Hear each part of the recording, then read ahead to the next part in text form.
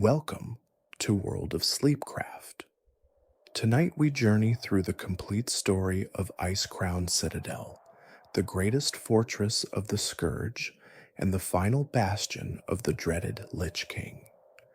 This towering monument of darkness has witnessed the rise and fall of Undeath's greatest masters, from its creation around the frozen throne to the final battle that ended Arthas Menethil's reign of terror.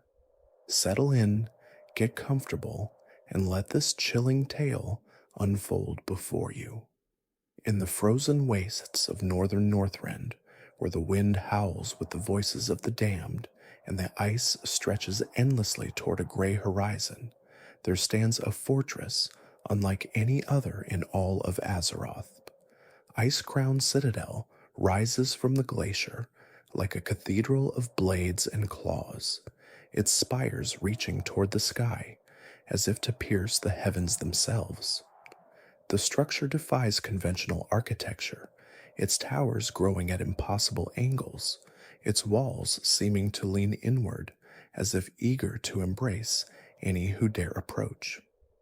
From a distance, the citadel appears almost organic, as if it grew from the ice rather than being built upon it.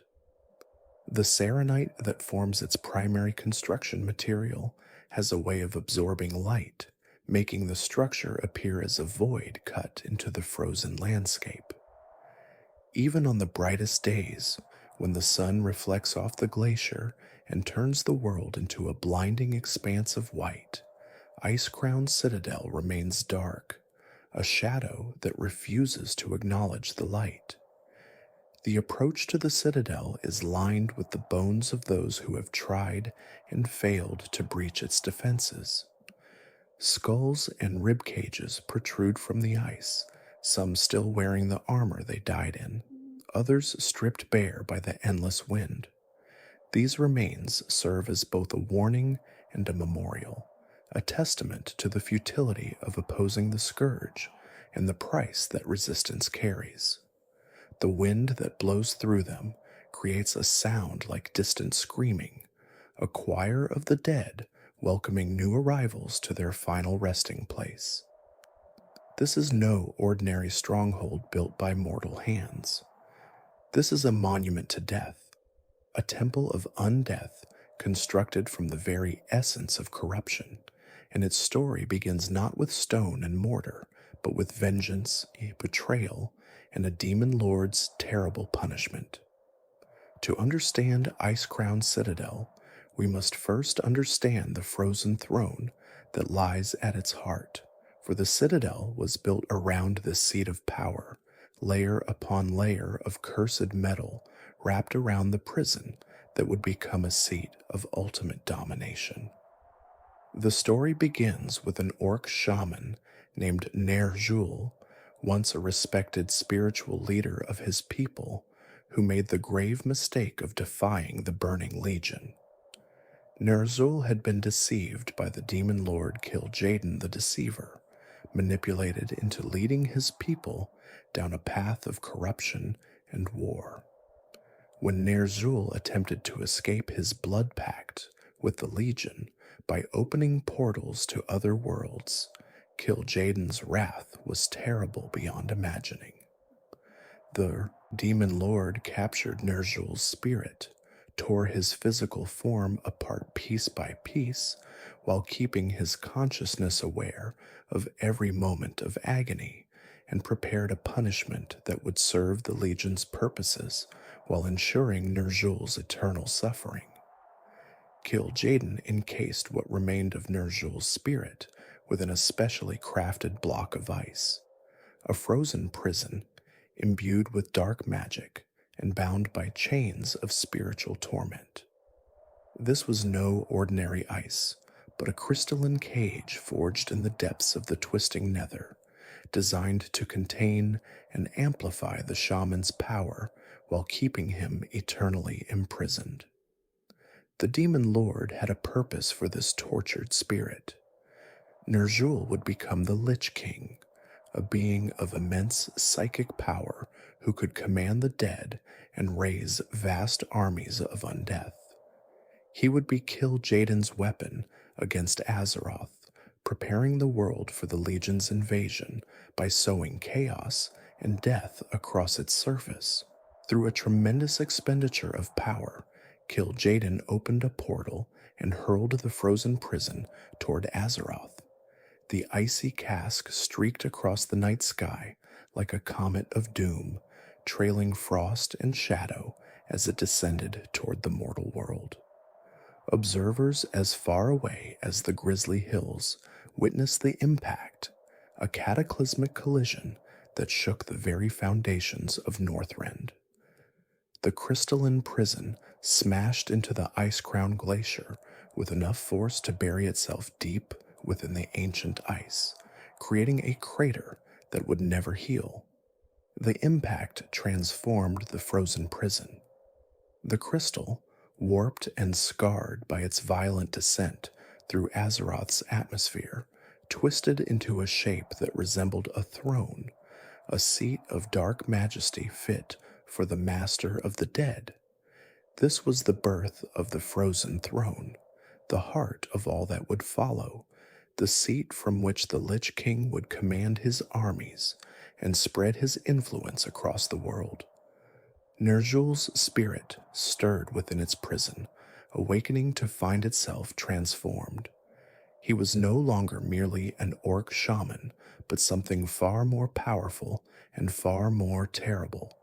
His consciousness had expanded, enhanced by the dark magic that bound him, and he could feel the presence of every living thing for miles around.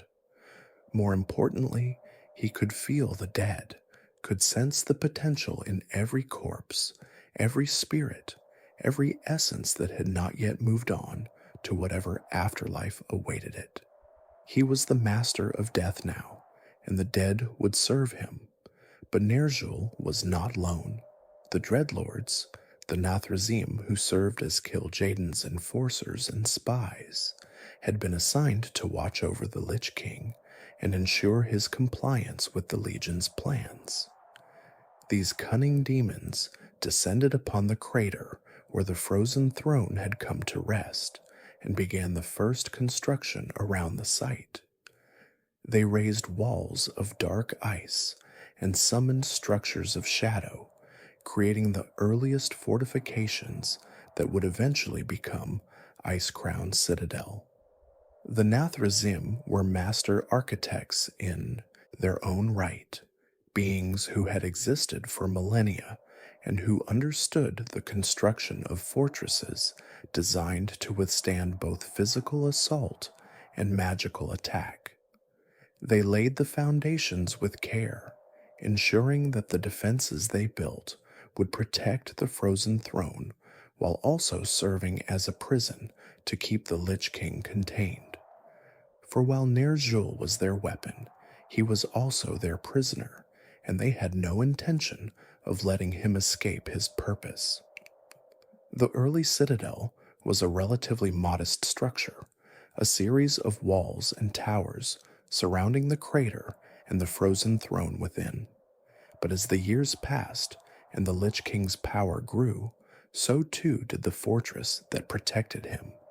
The Scourge that Ner'zhul raised, the first undead servants who answered his call, were put to work expanding the citadel, carving chambers from the glacier and raising walls of ice and stone. Then came saronite, and everything changed. Saronite is the blood of the old god Yogg-Saron, a substance of incredible durability and malevolent power that seeps up from the depths of Northrend, where the ancient horror lies imprisoned.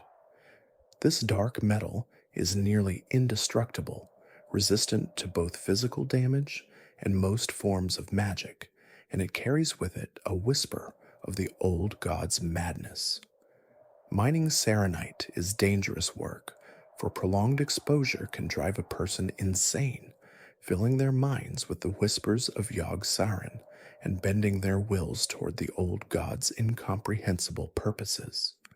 For the Scourge, however, saronite was perfect. The undead had no minds to corrupt, no sanity to lose. They could mine the dark metal endlessly, hauling it up from the depths where it pooled in underground caverns, and they could forge it into armor, weapons, and building materials without suffering any ill effects. The Lich King recognized saronite's potential immediately and ordered his minions to begin harvesting it on a massive scale. The construction of Icecrown Citadel, as we know it, began in earnest. The undead workers carved deep into the glacier, creating a network of chambers and passages that extended far below the surface. They lined these tunnels with saronite, reinforcing the ice with metal that would never rust, never weaken, never fail. They built bridges across chasms, walkways along sheer cliff faces, and solid floors spanning the deep fissure that split the heart of the glacier. The citadel grew layer by layer, each level adding another ring of defense around the frozen throne. The outer walls were constructed first, massive barriers of saronite that rose from the glacier like dark cliffs.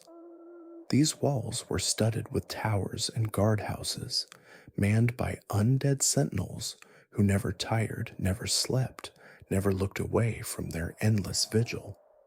Behind these walls came more walls, each higher than the last, each more heavily fortified, creating a series of concentric defenses that any attacker would have to breach one by one. The entrance to the Citadel complex was protected by three massive gates, each named in the harsh tongue of the Scourge. The first was Mordrithar, the Death Gate, a towering barrier of saronite decorated with the skulls of fallen enemies. Beyond it lay Aldurthar, the Desolation Gate, is an even larger structure flanked by siege weapons and guardians of immense size. And finally, there was Corprithar, the Horror Gate, the last barrier before the citadel proper, a gate so heavily reinforced that it seemed less like an entrance and more like a wall with a gap in it.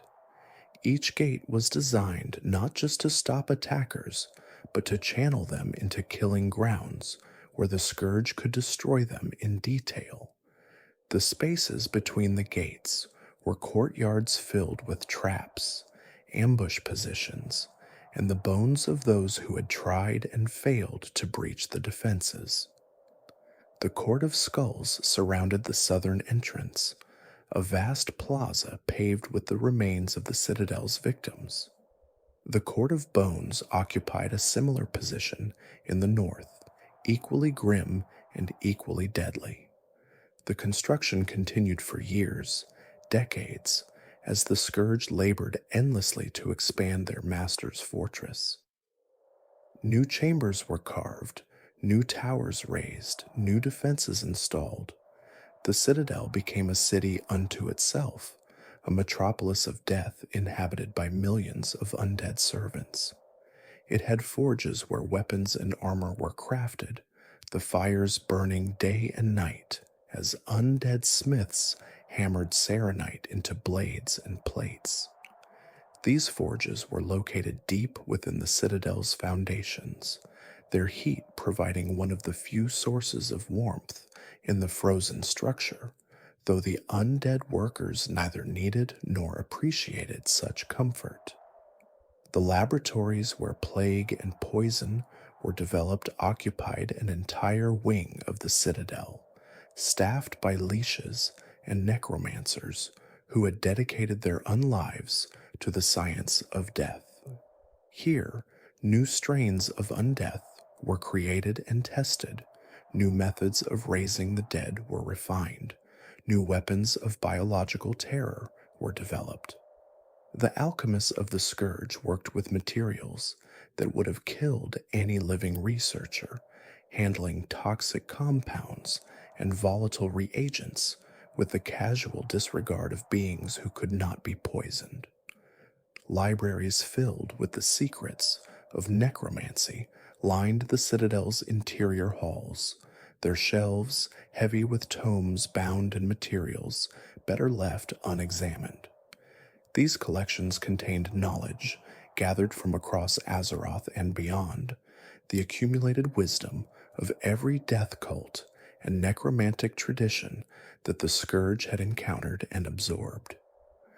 Liches spent decades studying these texts, adding to them, refining the arts of raising and controlling the dead. The library was jealously guarded, for the knowledge it contained could enable anyone with sufficient power to create their own army of the dead.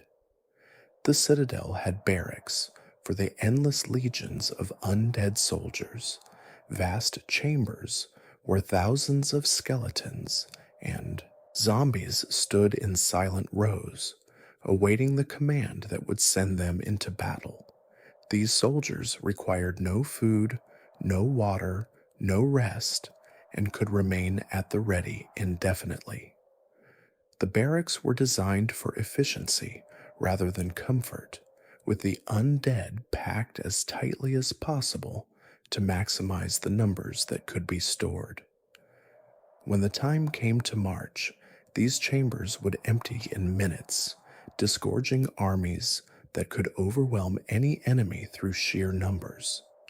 Pens for the abominations and flesh giants occupied the citadel's lower levels, massive enclosures where these hulking constructs waited for deployment.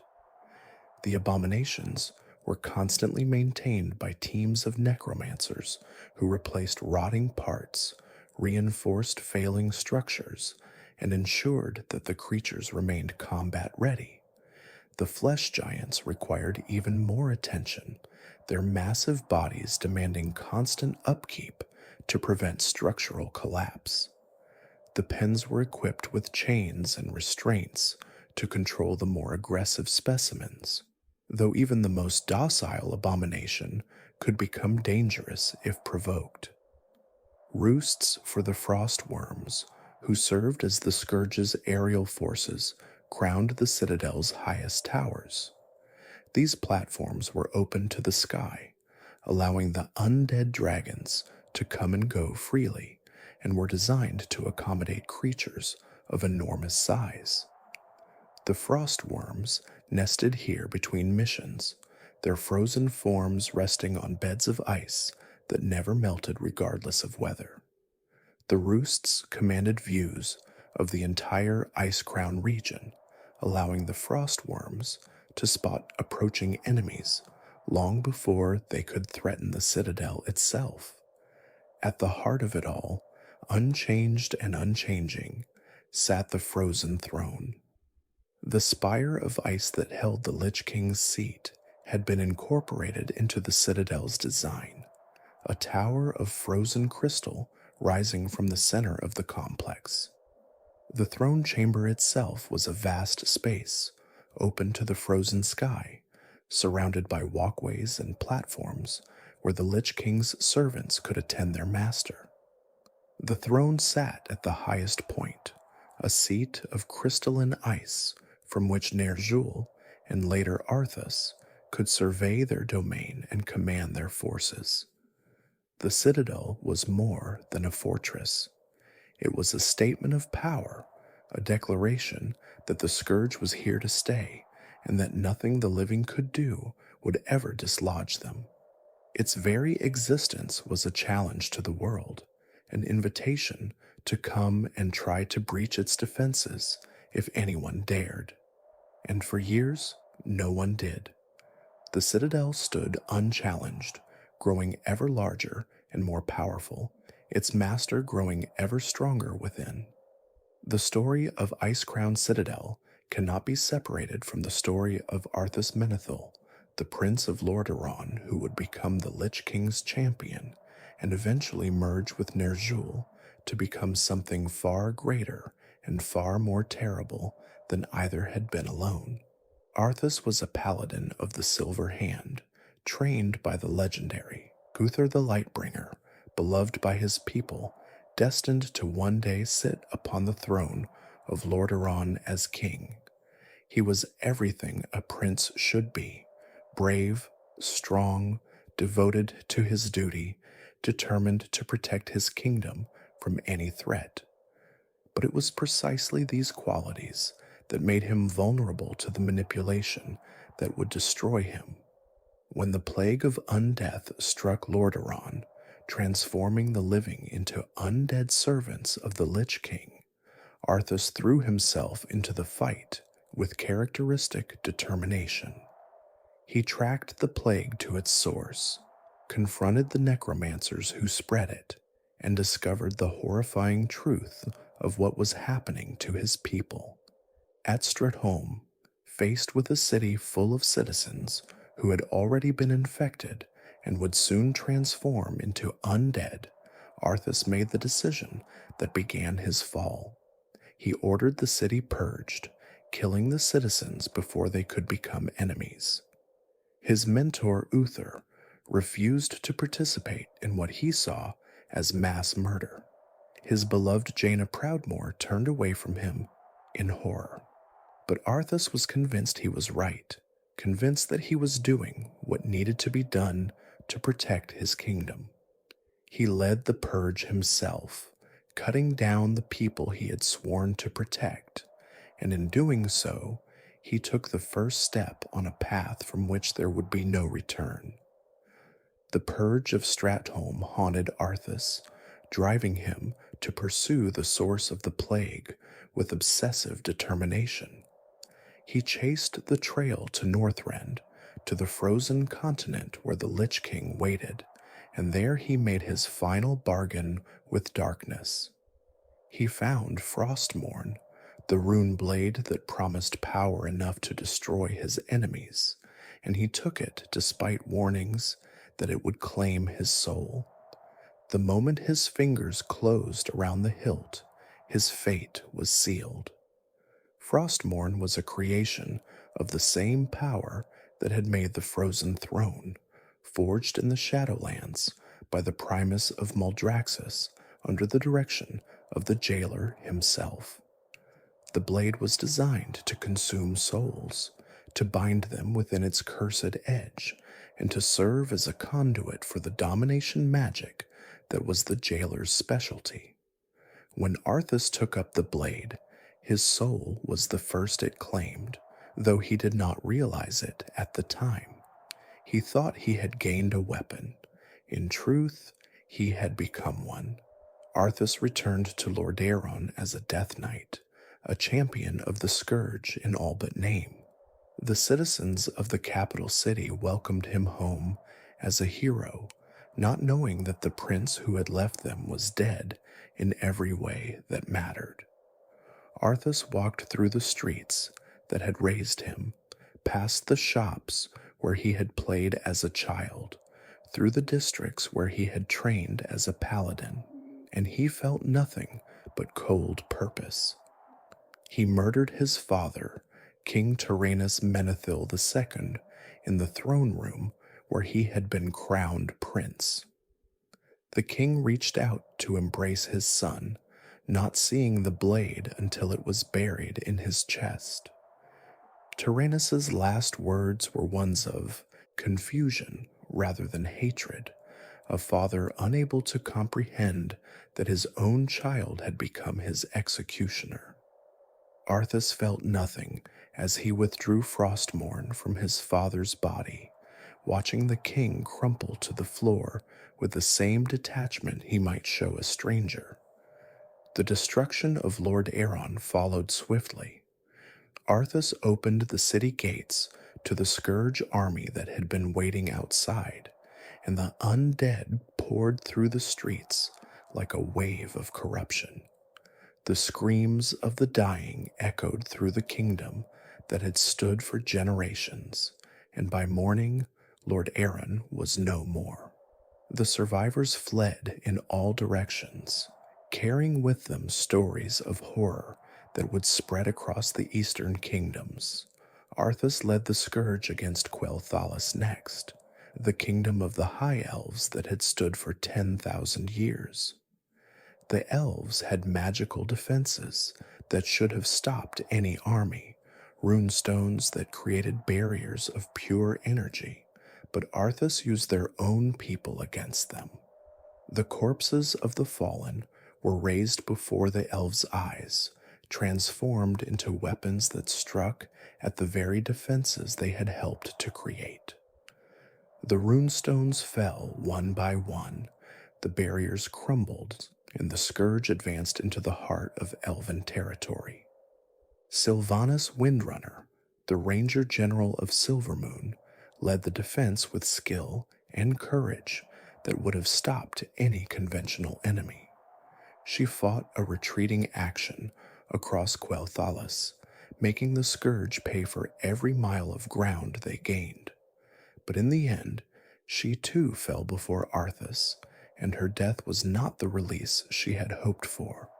The Death Knight raised her as a banshee, a spirit of vengeance bound to serve the very enemy she had fought so hard against. The Sunwell, the source of the High Elves' magical power, fell to scourge corruption. Arthas used its energies to resurrect the Lich Kel'Thuzad, whose death had been the first step on his road to damnation. The resurrected necromancer became one of the Lich King's most powerful servants, his magical abilities enhanced by both undeath and the Sunwell's corrupted power. He was the Lich King's greatest weapon, and he served his master with the same dedication he had once shown to the light. But the Lich King's power was weakening. Kil'jaeden had designed the Frozen Throne to be a prison as well as a seat of power, and the magic that bound Ner'zhul was beginning to crack. The ice was fracturing, the chains were loosening, and without intervention, the Lich King would fade into nothing, his purpose unfulfilled. Ner'zhul reached out to his champion, calling Arthas back to Northrend, summoning him to the Frozen Throne for a final confrontation. Arthas answered the call, fighting his way through enemies both living and undead to reach his master. At the gates of Icecrown Citadel, he faced Illidan Stormrage, who had been sent by Kil'jaeden to destroy the Lich King before he could break free of the Legion's control entirely. The two warriors clashed in a battle that shook the glacier, Frostmourne against the twin blades of Azeroth, Death Knight against Demon Hunter. In the end, Arthas struck a grievous wound across Illidan's chest, leaving his enemy bleeding on the ice. Arthas climbed the frozen spire to the Frozen Throne itself, his strength fading with every step, but his determination unwavering.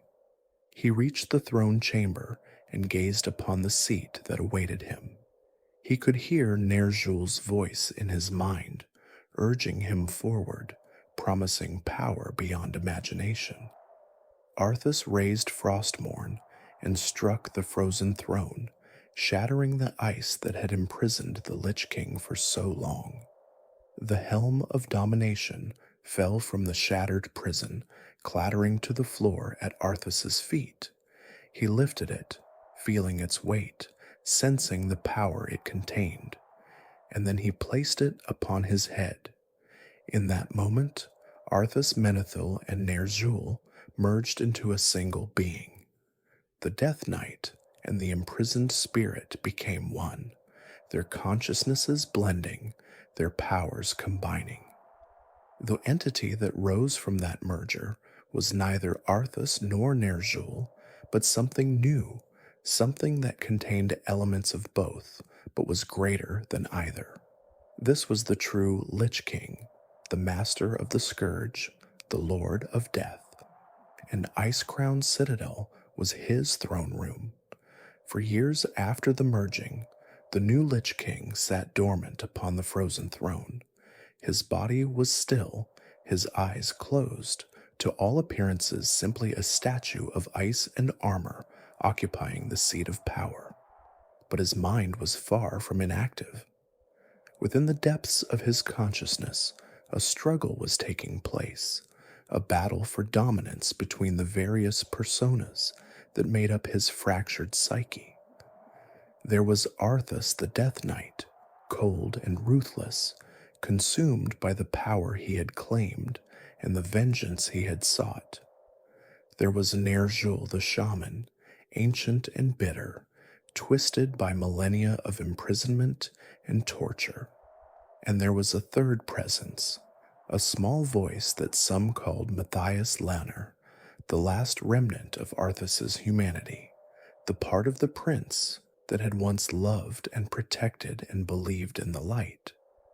The struggle played out in dreams and visions, in landscapes of memory and nightmare that existed only within the Lich King's mind. Arthas and Ner'zhul fought for control, each seeking to dominate the merged entity, while the remnant of humanity cried out for recognition, for redemption, for a chance to turn back from the path of darkness. The battle was fierce, but its outcome was never truly in doubt. Arthas was the stronger will, the more focused determination, and in the end, he emerged victorious. In the final moments of the internal struggle, Arthas confronted what remained of his humanity in a frozen plain of his own making. He looked upon the frightened child that represented all the good he had once been, and he felt nothing. No pity, no remorse, no hesitation. He drove Frostmourne through the child's heart, destroying the last trace of mercy within himself. And then he turned on Ner'zhul, overwhelming the ancient spirit with sheer force of will, absorbing the shaman's power and knowledge while silencing his voice forever. When the Lich King finally opened his eyes, there was only Arthas. The merged entity had been reduced to a single consciousness, a single will, a single purpose.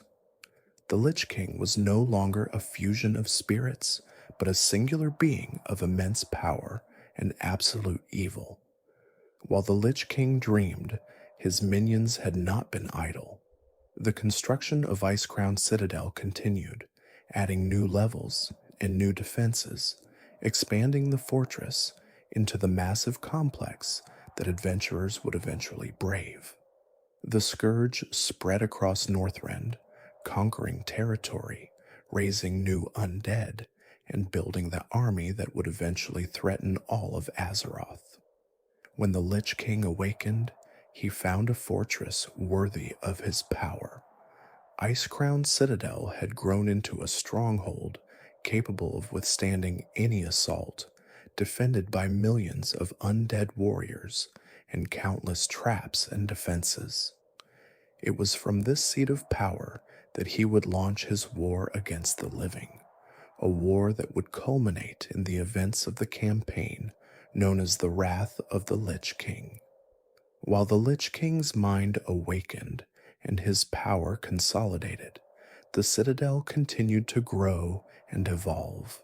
New sections were carved from the ice, new facilities constructed to serve the Scourge's ever-expanding war machine. The architects of undeath, those leashes and necromancers who served as the Lich King's generals, designed each area with specific purposes in mind. Nothing in Icecrown Citadel was accidental. Every chamber, every corridor, every trap and defense served a purpose in the grand design. The construction of the Citadel's interior reflected the Lich King's understanding of warfare and psychology. He knew that any force powerful enough to breach the outer gates would be formidable indeed, so the interior defenses were designed not merely to stop such a force, but to break its spirit. Each section of the Citadel was worse than the last, each guardian more terrible, each challenge more demoralizing.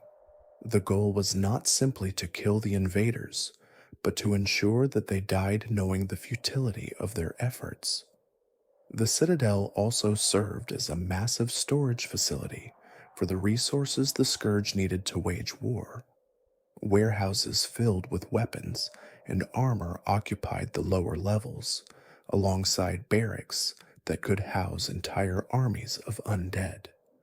The forges ran constantly, fueled by fires that burned with unholy energy, producing the saronite equipment that the Scourge used in battle. Alchemy labs developed new strains of plague, always searching for the perfect formula that would kill quickly and raise reliably. The interior of Icecrown Citadel was divided into distinct sections, each serving a specific purpose in the Scourge war machine. Understanding these areas is essential to understanding the Citadel as a whole, for each was designed not merely as a defensive position, but as a functional component of the Lich King's plans.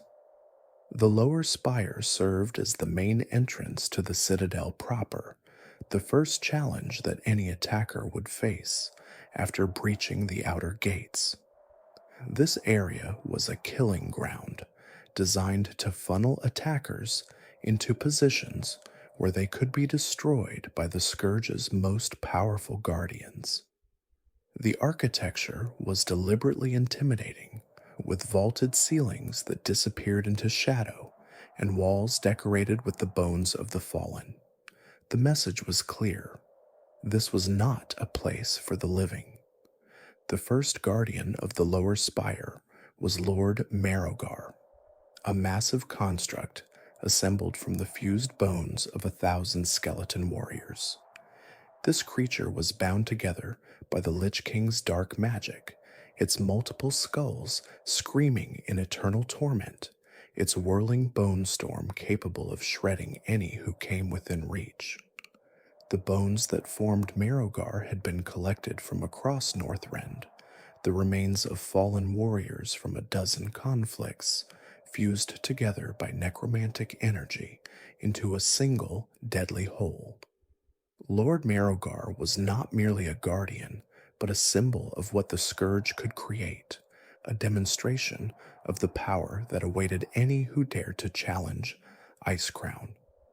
His creation had required months of effort by the Lich King's most skilled necromancers, each bone carefully selected and positioned, each skull bound with chains of dark magic that linked them to the central consciousness that animated the construct. He was a work of art in the Scourge's terrible aesthetic, a masterpiece of bone and death. The construct's primary attack was the Bone Storm, a whirling vortex of skeletal fragments that could shred armor and flesh alike. When activated, Lord Marrowgar would spin in place, sending razor-sharp bone shards in all directions, filling the chamber with a hurricane of death. Anything caught in the storm would be cut to ribbons in moments, and even those who managed to avoid the worst of the damage would find themselves bleeding from 1,000 small wounds. Between storms, Lord Marrowgar attacked with more focused techniques. His bone spike impalement could pin a victim to the ground, driving a shaft of bone through their body and anchoring them in place while the construct turned its attention to others. His cold flame breath could freeze enemies solid, preserving them in ice until they shattered or were released by some outside force. Beyond Lord Marrowgar's chamber lay the sanctum of Lady Deathwhisper, the supreme overseer of the Cult of the Damned. This organization, founded in the days before the Third War, served as the Scourge's intelligence network and recruitment arm among the living.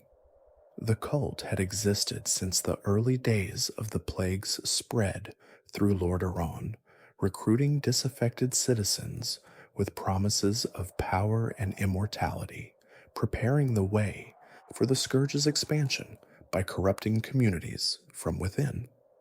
Lady Deathwhisper had been one of the cult's earliest and most devoted members, a woman who had willingly embraced undeath in service to the Lich King. In life, she had been a noblewoman of some standing, educated in the arcane arts and possessed of considerable ambition. She had seen in the Scourge an opportunity for advancement that the living world could never offer, a chance to transcend the limitations of mortal existence and become something greater. Her transformation into a lich had been a reward for years of faithful service. The Lich King himself had overseen the ritual, binding her soul to a phylactery that would preserve her existence even if her body was destroyed. She emerged from the transformation more powerful than she had ever been in life, her magical abilities enhanced by the dark energies that now sustained her. Her chamber was a temple to the philosophy of the Scourge, decorated with symbols of death and lined with the bodies of those who had joined her cause. Cultists attended her constantly, their living flesh a contrast to her undead form, their devotion absolute. She preached the gospel of death to them, explaining how undeath was not an ending, but a beginning, how the Scourge represented the next stage of existence for all mortal races. The cultists who served Lady Deathwhisper were not merely followers, but candidates for transformation. Those who proved their worth through service and sacrifice would be granted the gift of undeath, raised as intelligent undead rather than mindless zombies. The promise of this reward kept them loyal through hardships that would have broken ordinary soldiers, and it made them dangerous opponents for any who sought to challenge the Citadel. The transition between the lower spire and the upper levels took place on massive gunships, flying vessels that served as mobile bases for the Alliance and Horde forces participating in the assault. These vessels were marvels of engineering, combining the best technology available to each faction with magical enhancements that allowed them to operate in the brutal conditions of Icecrown.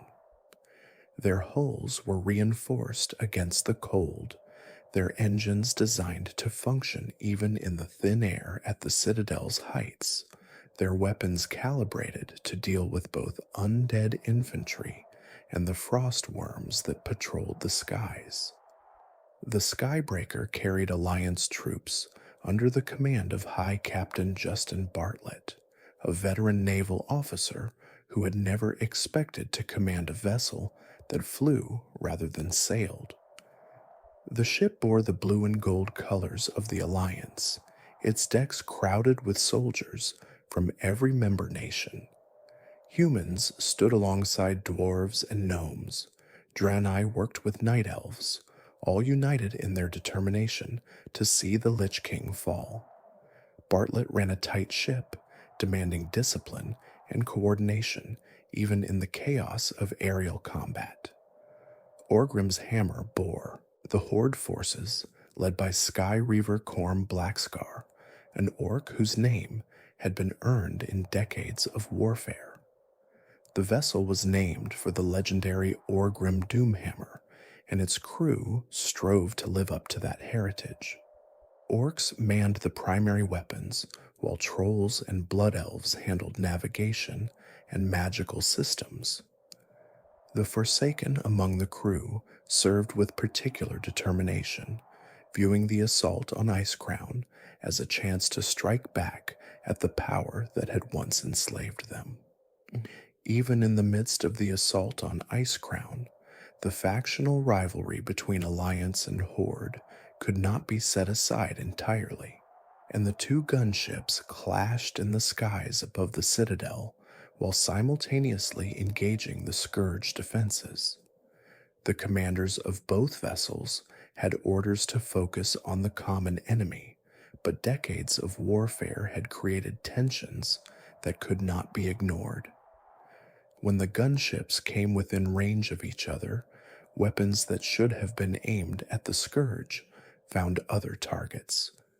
The final challenge of the lower spire was Deathbringer Saurfang, and his story is one of the great tragedies of the war against the Lich King. Dranosh Saurfang was the son of High Overlord Varrock Saurfang, one of the most respected warriors in the Horde. The Elder Saurfang was a legend among his people, a veteran of the First and Second Wars who had served the Horde with distinction for decades. He had sent his son to Nagrand to be raised among the uncorrupted orcs there, hoping to give Dranosh a childhood free from the shadow of the old wars. When word reached Dranosh that the Horde was preparing an expedition to Northrend to confront the Scourge threat that endangered the entire world, the young orc insisted on joining. He was a warrior born, trained in the traditions of his people, and he would not sit idle while others fought and died. His father reluctantly agreed, knowing that he could not deny his son the chance to prove himself. Dranosh served with distinction throughout the Northrend campaign. He fought in the initial landings, helped establish the Horde's foothold in the frozen continent, and participated in dozens of engagements against the Scourge. His bravery and skill earned him the respect of warriors twice his age, and by the time the campaign reached the Wrathgate, he was recognized as one of the Horde's most promising young commanders. He stood at the front lines during the assault on the Wrathgate, charging directly at the Lich King himself, with axe raised and war cry ringing across the battlefield. It was the culmination of everything he had worked for, the moment when he would prove himself worthy of his father's legacy.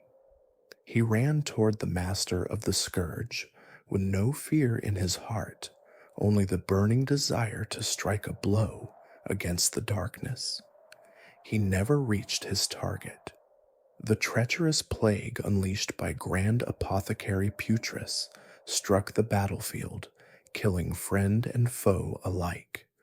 The green gas swept across the assembled forces, choking the life from orcs and humans, death knights and paladins.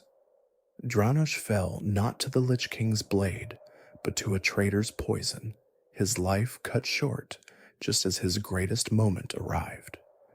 But death was not the end for Dranosh Saurfang.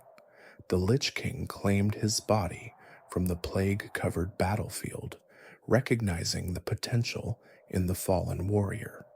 He raised Dranosh as a Death Knight, imbuing him with powers that made him one of the most formidable warriors in the Scourge's ranks.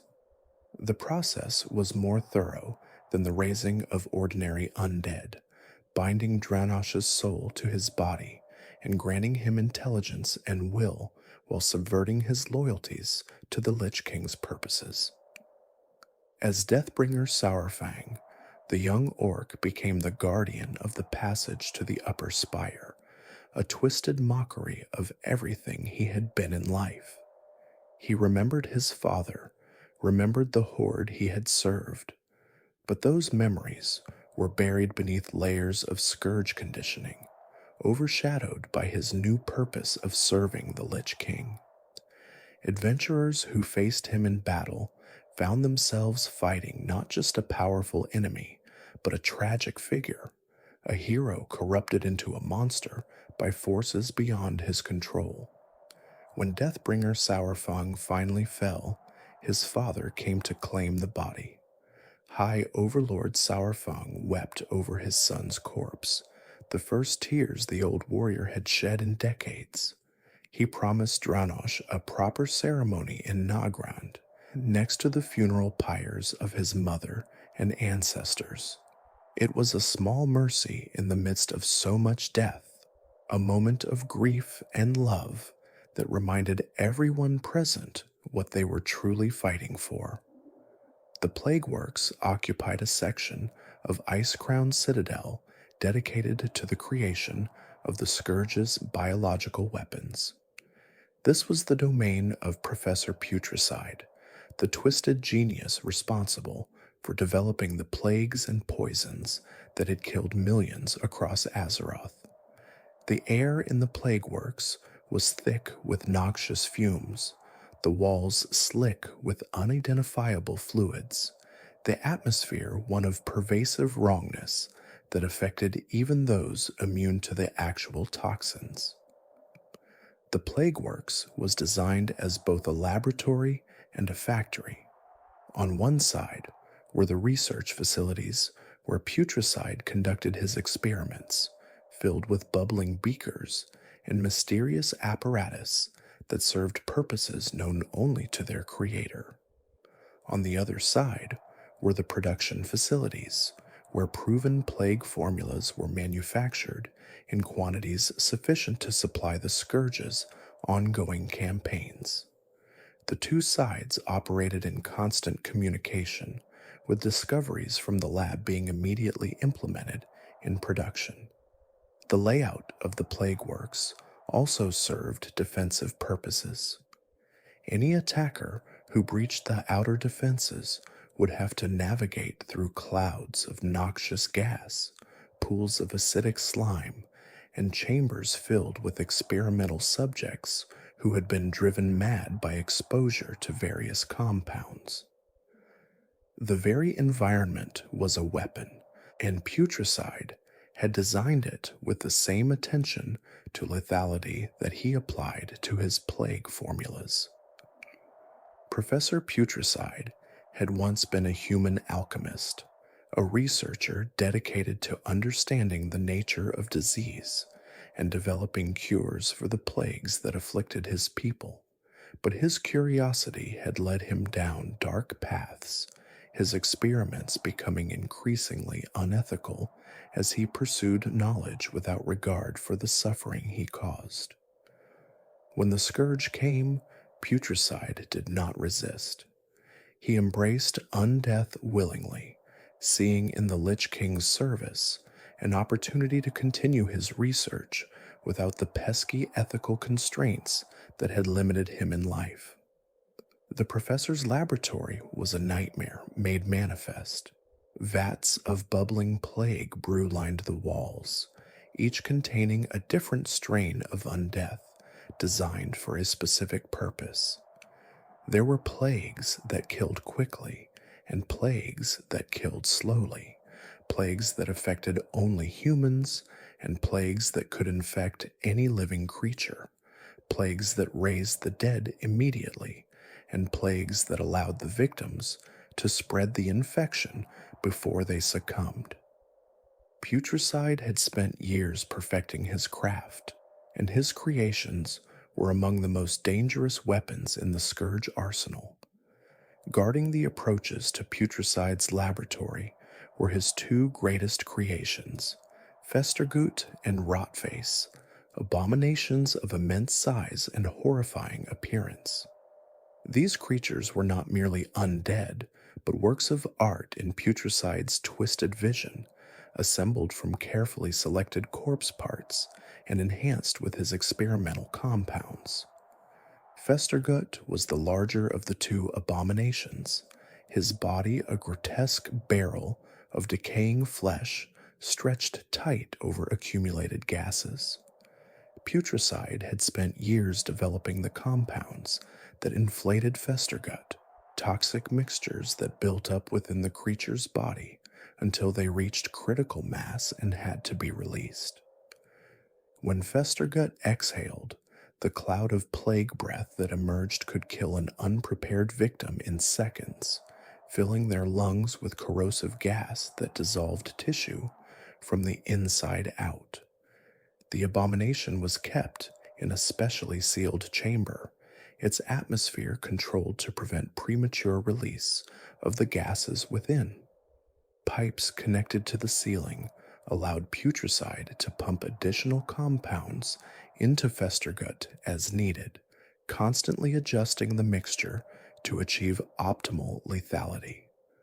The creature was simultaneously a weapon, an experiment, and a storage container for some of the Scourge's most dangerous biological agents. Rotface was different, his body not swollen with gas, but dripping with the ooze that had given him his name. This abomination had been assembled with a different purpose in mind, designed to spread infection through physical contact rather than airborne transmission. Every part of Rotface's body secreted a viscous fluid that could corrupt living flesh on contact, transforming healthy tissue into more of the same. Infectious slime. The ooze that Rotface produced was itself semi-sentient, forming into smaller creatures that would pursue victims across the floor. These living slimes would merge and grow if not destroyed quickly, creating larger and more dangerous threats. During combat, the floor of Rotface's chamber would become covered with these mobile hazards, forcing attackers to constantly reposition while dealing with the abomination itself. Putricide referred to the abominations as his sons, and there was a genuine affection in his madness for these creations. He had invested years of work in perfecting them, had carefully selected each component, had lovingly assembled them piece by piece. The bones had come from the strongest warriors, the flesh from the most resilient victims, the organs from specimens that showed particular resistance to decay. He watched their battles against intruders with the pride of a father watching his children succeed. When adventurers destroyed Festergut and Rotface, Putricide's rage was genuine. He screamed curses at the killers of his children, promising that they would suffer for what they had done. The professor threw himself into battle with desperate fury, using every trick and compound at his disposal.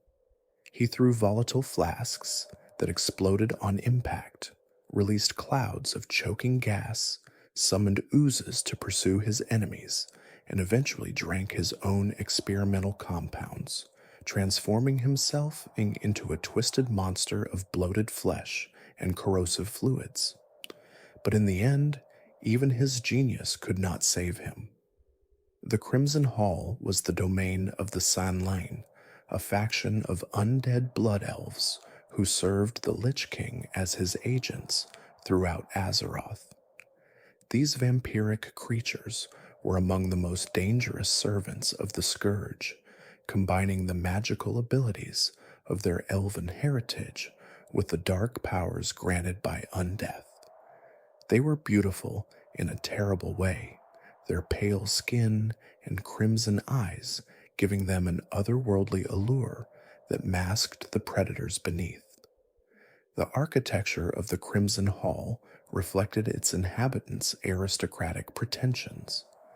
Unlike the industrial horror of the Plague Works or the brutal functionality of the lower spire, the Crimson Hall was decorated in a style that would not have been out of place in a Silvermoon palace. Crimson tapestries hung from the walls, elegant chandeliers cast flickering light across polished floors, and the furniture was ornate and well crafted. The San'lain had retained their appreciation for beauty even in undeath, and they saw no reason why their service to the Lich King should require them to live in squalor. The San'lain had been created during the Lich King's campaign against Quel'Thalas, raised from the bodies of blood elves who had fallen defending their homeland. Unlike ordinary undead, the San'lain retained much of their intelligence and personality, making them useful as spies, assassins, and commanders. Their creation had been a deliberate choice by the Lich King, who recognized that intelligent undead had uses that mindless zombies could not fulfill. The San'lain spread across Azeroth, infiltrating mortal societies with ease. Their beauty made them welcome in many circles. Their magical abilities gave them power that few could resist, and their undead nature was easily concealed with the right illusions. They gathered intelligence for the Scourge, assassinated key targets, and prepared the way for larger operations. Many a kingdom had been weakened by Sanline infiltration before the first Scourge army ever appeared at its gates. The Blood Prince Council ruled the Sanline under the authority of Blood Queen Lanethil. Prince Valinar, Prince Keliseth, and Prince Taldaram were ancient vampires, each possessing abilities honed over years of unlife.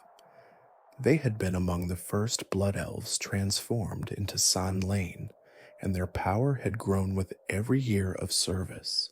Prince Valinar controlled the very air, creating vortexes of kinetic energy that could throw a warrior across the room or compress them into a pulp.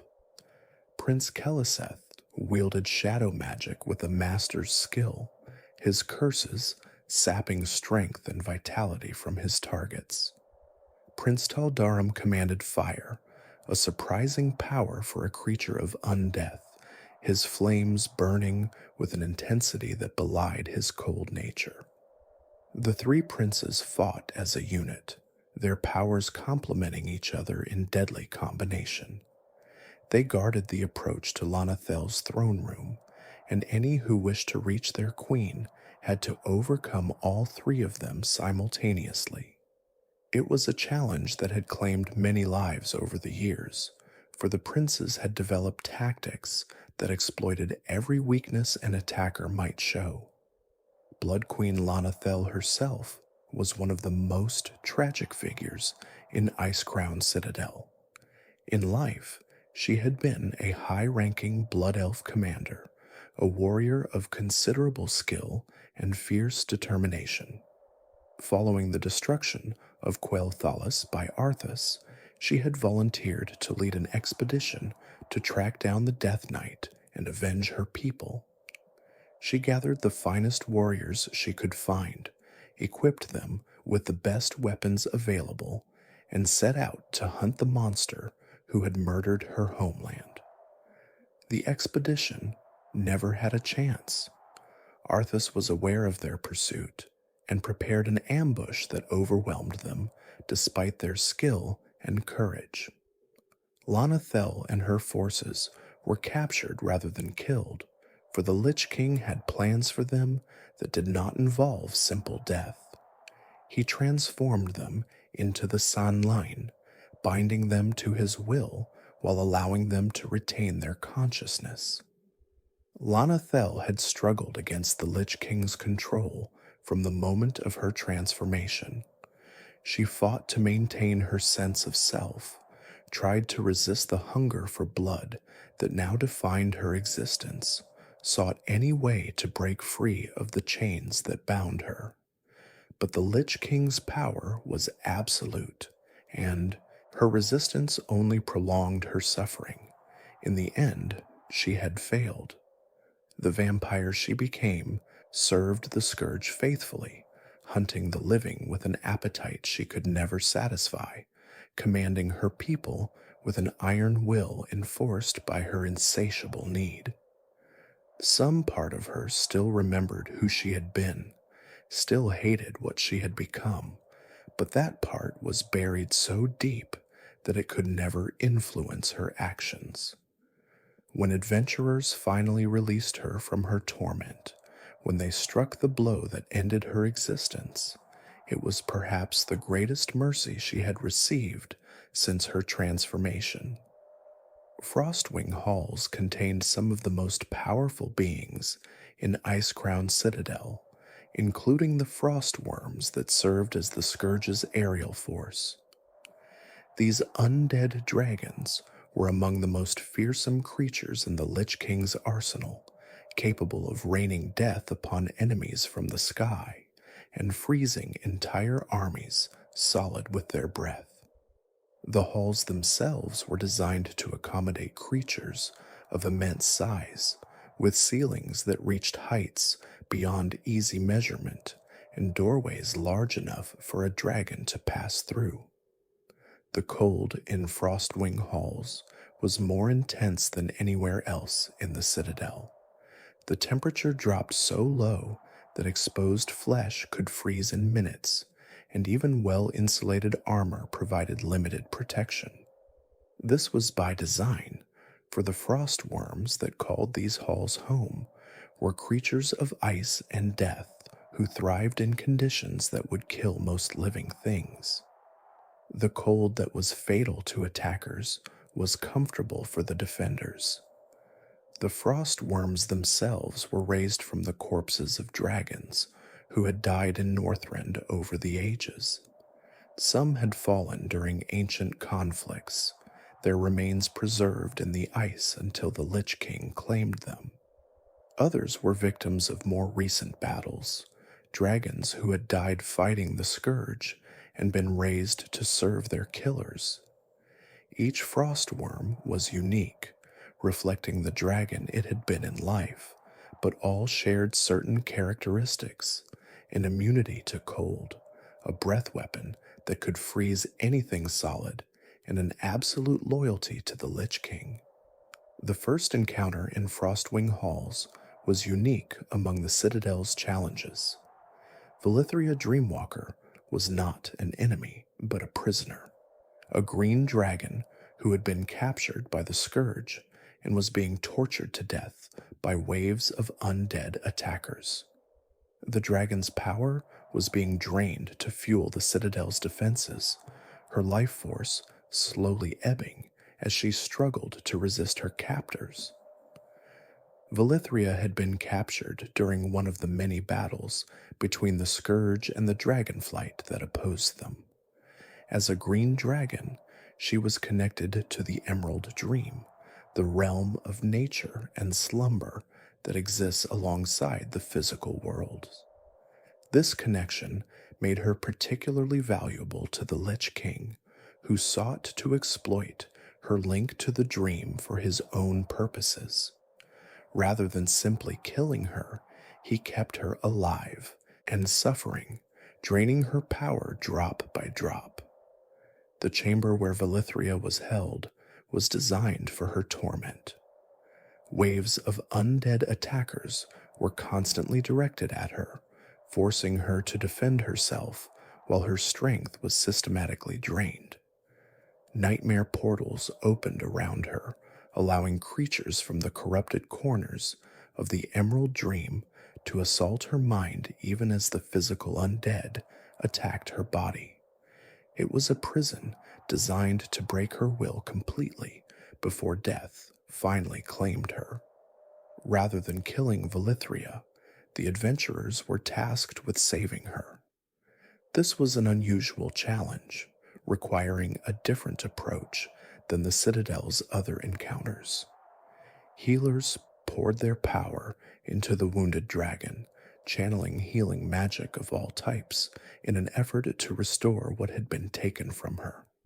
Meanwhile, warriors and mages held back the endless waves of undead that sought to finish her off.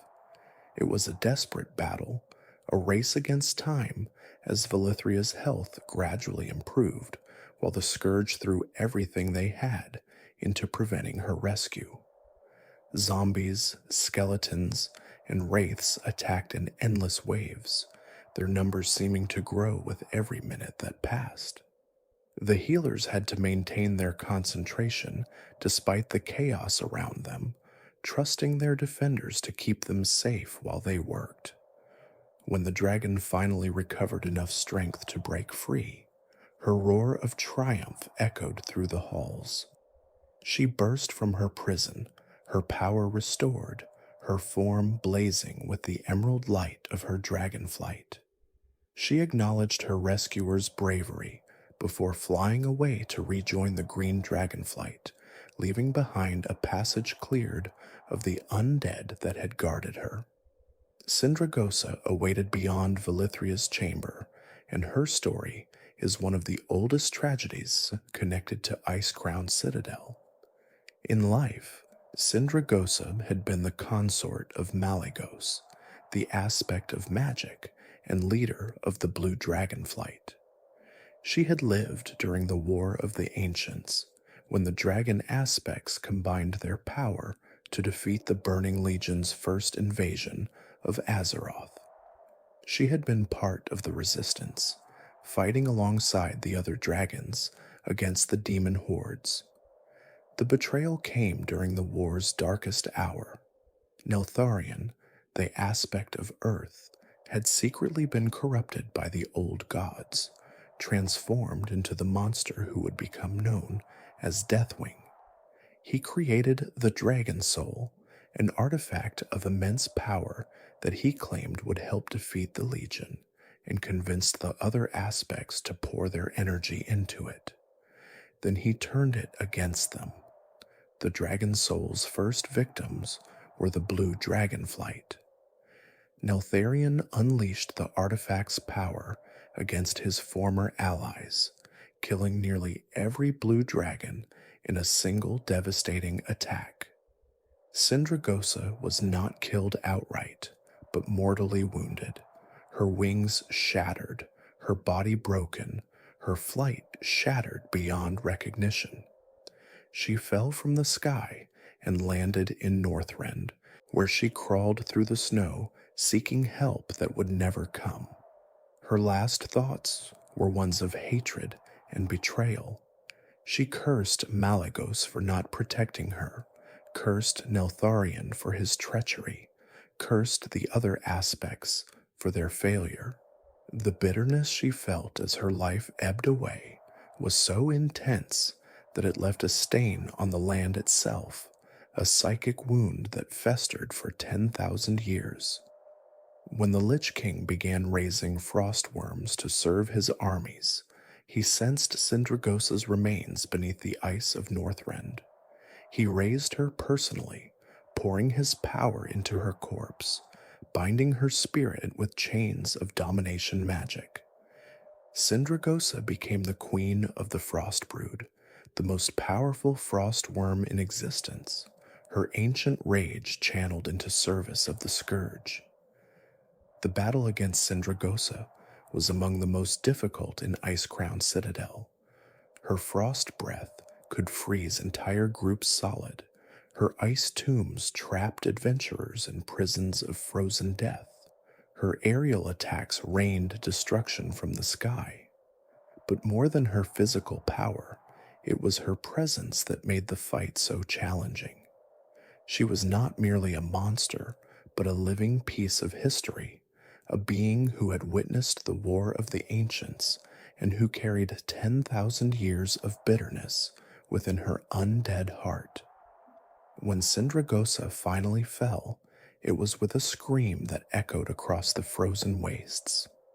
The Queen of the Frost Brood was no more, her spirit finally released from the prison that the Lich King had made of her corpse. Whether she found peace in death or simply ceased to exist, no one can say, but her torment was over at last. Before the assault on Icecrown Citadel's main halls could begin, adventurers had to prove their worth by braving the 5-man dungeons that served as the Citadel's outer defenses. These 3 instances, collectively known as the Frozen Halls, provided both a test of skill and crucial intelligence about what awaited in the Citadel proper. Each dungeon served a specific function in the Citadel's operations, and clearing them would weaken the Scourge's ability to resist the main assault. The Frozen Halls were connected to the Citadel proper by a network of tunnels and passages that wound through the glacier. These corridors were not merely pathways, but defensive choke points designed to funnel attackers into kill zones where they could be destroyed by the undead that patrolled them. Each step forward was a battle. Each corner turned a potential ambush. The Forge of Souls was the first of these challenges, a vast chamber deep beneath Icecrown where the souls of the dead were processed and bound into service. The air was thick with spiritual energy, the whispers of countless departed echoing from the walls, the atmosphere one of profound, supernatural wrongness. This was the intake point for the Scourge's spiritual resources, the place where the raw material of undeath was collected and prepared for use. The forge was a massive industrial facility, despite its supernatural purpose. Conveyor systems moved souls from collection points to processing stations. Spectral energy was stored in crystalline containers for later use, and the entire operation ran with the efficiency of a well-designed factory. The Lich King understood that raising undead required spiritual energy, and the forge ensured that he would never run short of this essential resource.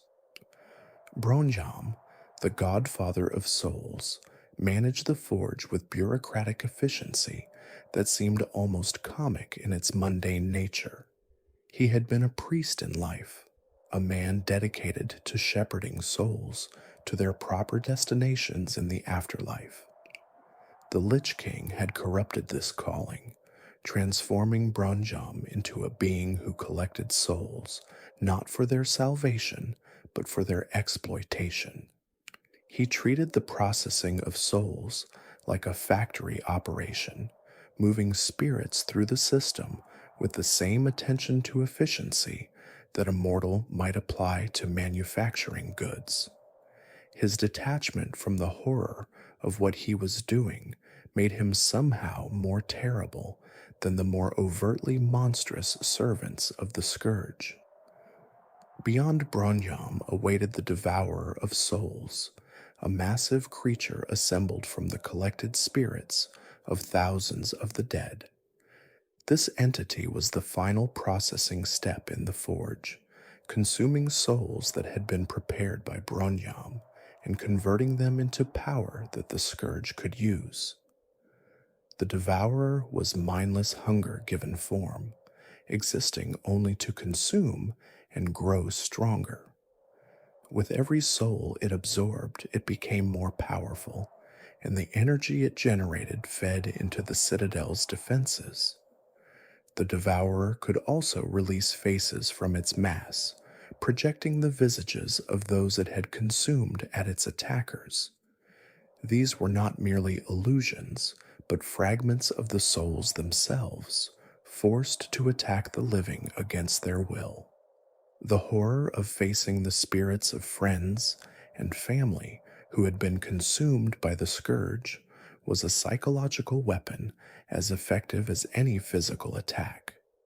The Pit of Saron was the second dungeon, a massive open pit mine where prisoners of the Scourge were forced to extract saronite ore from the depths. This was the labor camp that kept Icecrown Citadel supplied with its primary building material, a place of unimaginable suffering where the living were worked to death and then raised as undead to continue working. The screams of the prisoners echoed constantly from the pit's depths, a chorus of agony that never ceased day or night. The mines had operated for years, consuming thousands of workers in the extraction of the dark metal that formed the Citadel's walls. The Scourge required a constant supply of saronite for their construction projects and weapon manufacturing, and the Pit of Saron was the primary source. Prisoners were brought from across Northrend, captured soldiers, and adventurers who had been unlucky enough to fall into Scourge hands and forced into the mines immediately upon arrival. The work itself was backbreaking. Prisoners were given primitive tools and forced to chip saronite ore from the rock face, loading it into carts that were hauled to the surface by teams of the stronger captives. The ore was heavy and sharp, cutting hands that handled it too roughly, and the dust that the mining produced irritated lungs and eyes. Those who could not keep up the required pace were beaten by the undead overseers, and those who collapsed from exhaustion were simply left where they fell until they died. The pit itself was enormous, a wound in the glacier that extended hundreds of feet into the rock beneath. Walkways and platforms lined its edges, connecting to tunnels that extended even deeper into the earth. The prisoners who worked here were a mix of races and backgrounds, united only by their misfortune in being captured by the Scourge. Alliance soldiers worked alongside Horde warriors. Merchants labored next to adventurers, all of them reduced to the same level of misery by their captors. The conditions in the pit were calculated to maximize suffering while maintaining productivity. The prisoners were given just enough food to keep them alive, just enough rest to keep them working. Those who collapsed from exhaustion were simply raised as undead and put back to work, their living agony replaced by the mindless labor of the dead. The whispers of Yogg-Saron that emanated from the saronite they mined drove many prisoners mad, adding another layer of torment to their existence. Scourge Lord Tyrannus ruled the pit from the back of his frost worm Rimefang, overseeing the mining operations and crushing any hint of resistance. He had been a Death Knight before his promotion to this command, a warrior of considerable skill and cruelty. He took pleasure in the suffering of his prisoners, viewing their misery as a form of entertainment. Any sign of defiance was met with immediate and brutal punishment. The prisoners who toiled beneath him had lost all hope, their spirits broken by the endless labor and the knowledge that even death would bring no release. Many had been captive for years, their bodies worn down by the work, their minds numbed by the routine. When adventurers arrived to liberate the pit, many of the prisoners could not believe that rescue had finally come. Some wept openly, others simply stared in confusion, unable to process the idea that their nightmare might be ending. The Halls of Reflection was the final dungeon and the most terrifying. This area brought adventurers face to face with the Lich King himself, offering a glimpse of the power that awaited in the Citadel's upper reaches. The dungeon was an escape sequence, a desperate flight through frozen corridors as the Lich King personally pursued the intruders. Frostmourne occupied a central position in the Halls of Reflection, displayed on an altar as if it were a relic to be venerated. The blade rested in a chamber that had been designed specifically for this purpose, its walls covered with inscriptions in the language of the Scourge, its atmosphere heavy with the accumulated power of the souls the sword had consumed. This was a shrine to the weapon that had created the Lich King's greatest champion, a place where the power of Frostmourne was on full display. When adventurers approached the blade, they triggered visions of the spirits trapped within, brief glimpses of the souls that Frostmourne had consumed over its terrible history.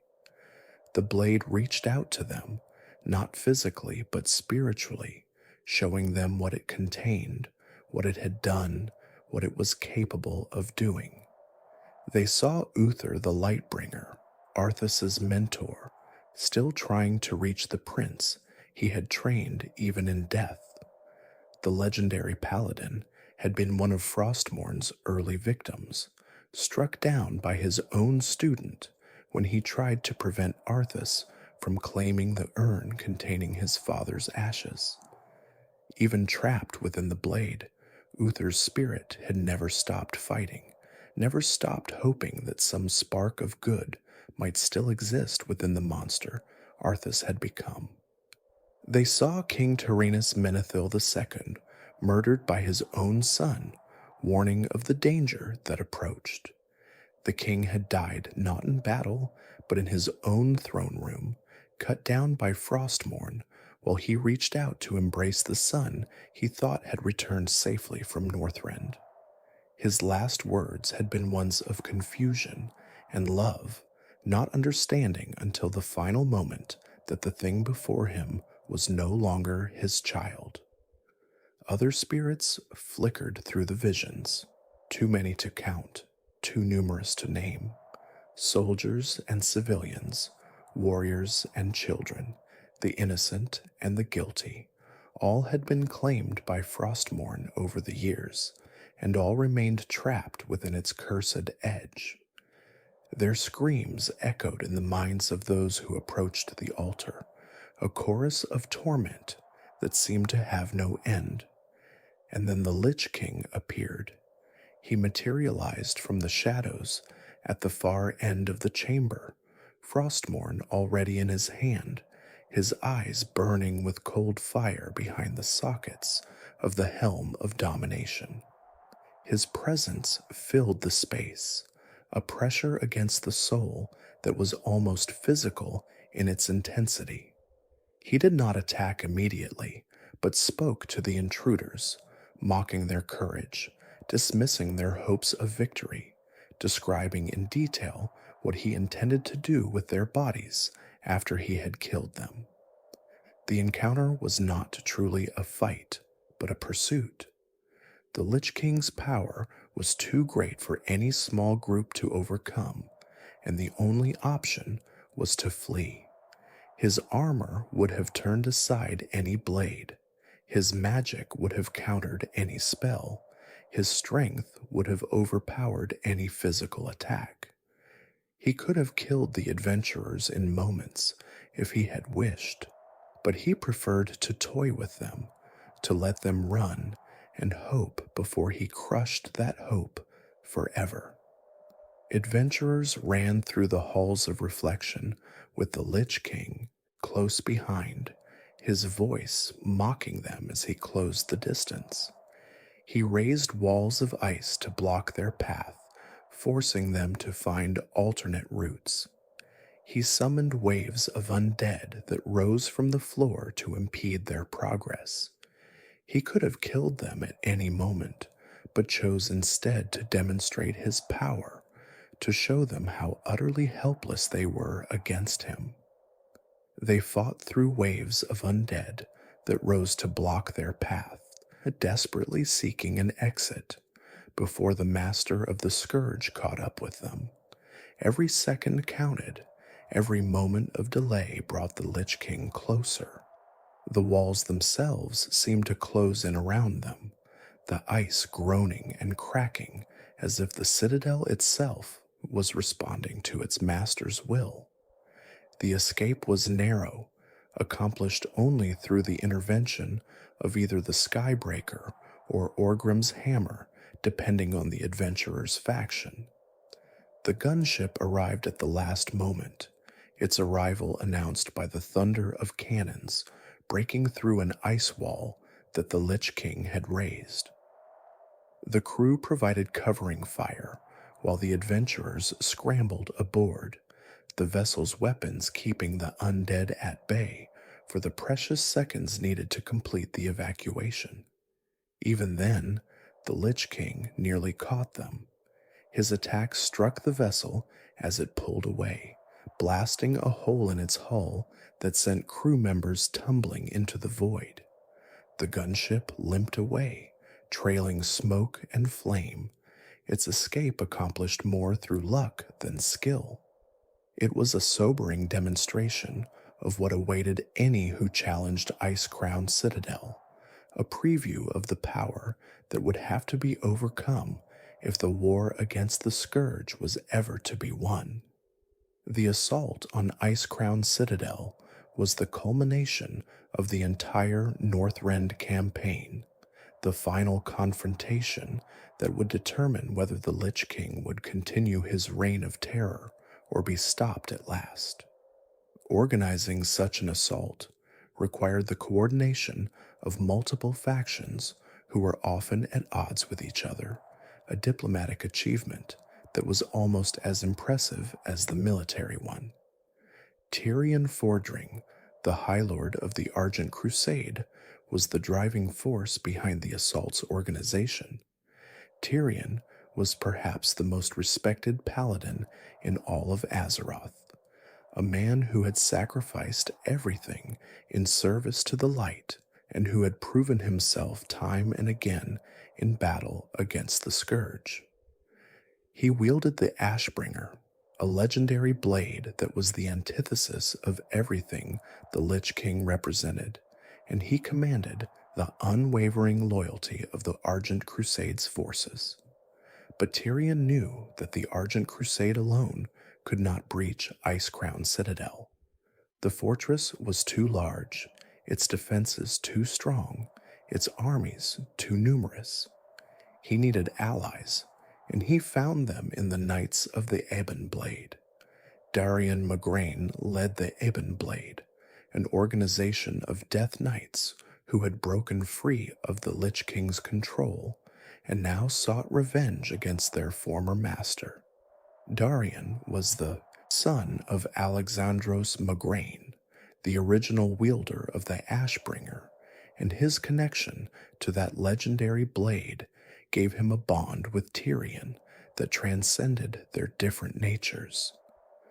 The two High Lords had been enemies once when Darian was still under the Lich King's control, but the Death Knight's liberation had transformed that enmity into alliance. Together, Tyrion and Darian founded the Ashen Verdict, a joint organization dedicated to the destruction of the Lich King. The name symbolized the unity of their purpose, the burning away of old animosities in the fire of their shared goal. The Ashen Verdict combined the holy power of the Argent Crusade with the dark knowledge of the Ebon Blade, creating a force uniquely suited to challenging Icecrown Citadel. But Tyrion had a specific strategy in mind for the assault. He had observed the Lich King's tactics, had studied his patterns, had come to understand how the master of the Scourge thought. A full-scale assault on Icecrown would play directly into the Lich King's hands. The Citadel was designed to channel attackers into killing grounds, to bleed armies dry while the defenders suffered minimal losses. An overwhelming force would simply provide more corpses for the Scourge to raise. Instead, Tyrion proposed a surgical strike. A small team of elite champions would punch through the Citadel's defenses, fighting their way to the Frozen Throne while avoiding the massive battles that would give the Lich King the casualties he needed. It was a high-risk strategy that depended on having the right people for the job, champions skilled enough to overcome the Citadel's guardians without the support of a full army. To find these champions, Tyrion organized the Argent Tournament. This grand competition brought warriors from across Azeroth to Northrend, testing their skills in combat against each other and against challenges designed to simulate the conditions they would face in Icecrown. The tournament served multiple purposes. It identified the strongest fighters available, it honed their skills through competition, and it built the esprit de corps that would be essential when the champions entered the Citadel. The tournament grounds were constructed on a plateau overlooking Icecrown Glacier, close enough to see the Citadel but far enough to be defended against Scourge attacks. Pavilions in the colors of every major faction dotted the landscape, their banners snapping in the eternal wind. Blacksmiths set up forges to repair and upgrade equipment. Merchants established shops, selling supplies and provisions, and trainers offered instruction in everything from mounted combat to magical theory. The jousting events were the most popular spectacle, pitting armored warriors against each other in tests of skill and courage. Contestants rode the finest war horses and battle mounts available, their lances couched and shields raised, charging at each other across the tournament field while crowds cheered from the stands. The collisions were spectacular, The falls were painful, but the lessons learned were invaluable. Many of the jousting techniques would prove useful in the battles to come, where mounted combat would be essential against certain enemies. Beyond the jousting, the tournament offered challenges of every conceivable type. Warriors tested their strength against mechanical opponents designed to fight with the relentlessness of the undead. Mages practiced their spells against magical constructs that could simulate the abilities of Scourge casters. Healers trained with wounded soldiers, honing their abilities to work under pressure. Every skill that might prove useful in Icecrown was practiced and refined during the tournament's duration. The tournament also featured special events that tested specific abilities. The Grand Melee required contestants to engage in free-for-all combat, testing their ability to fight multiple opponents simultaneously. The Trial of the Champion pitted teams against mounted combatants in a scenario designed to simulate the kind of chaotic battle that awaited in the Citadel. The Black Knight tournament introduced unexpected challenges, including an attack by a Death Knight who sought to disrupt the proceedings and kill as many champions as possible. Perhaps most importantly, the tournament forced Alliance and Horde champions to interact in ways they rarely had before.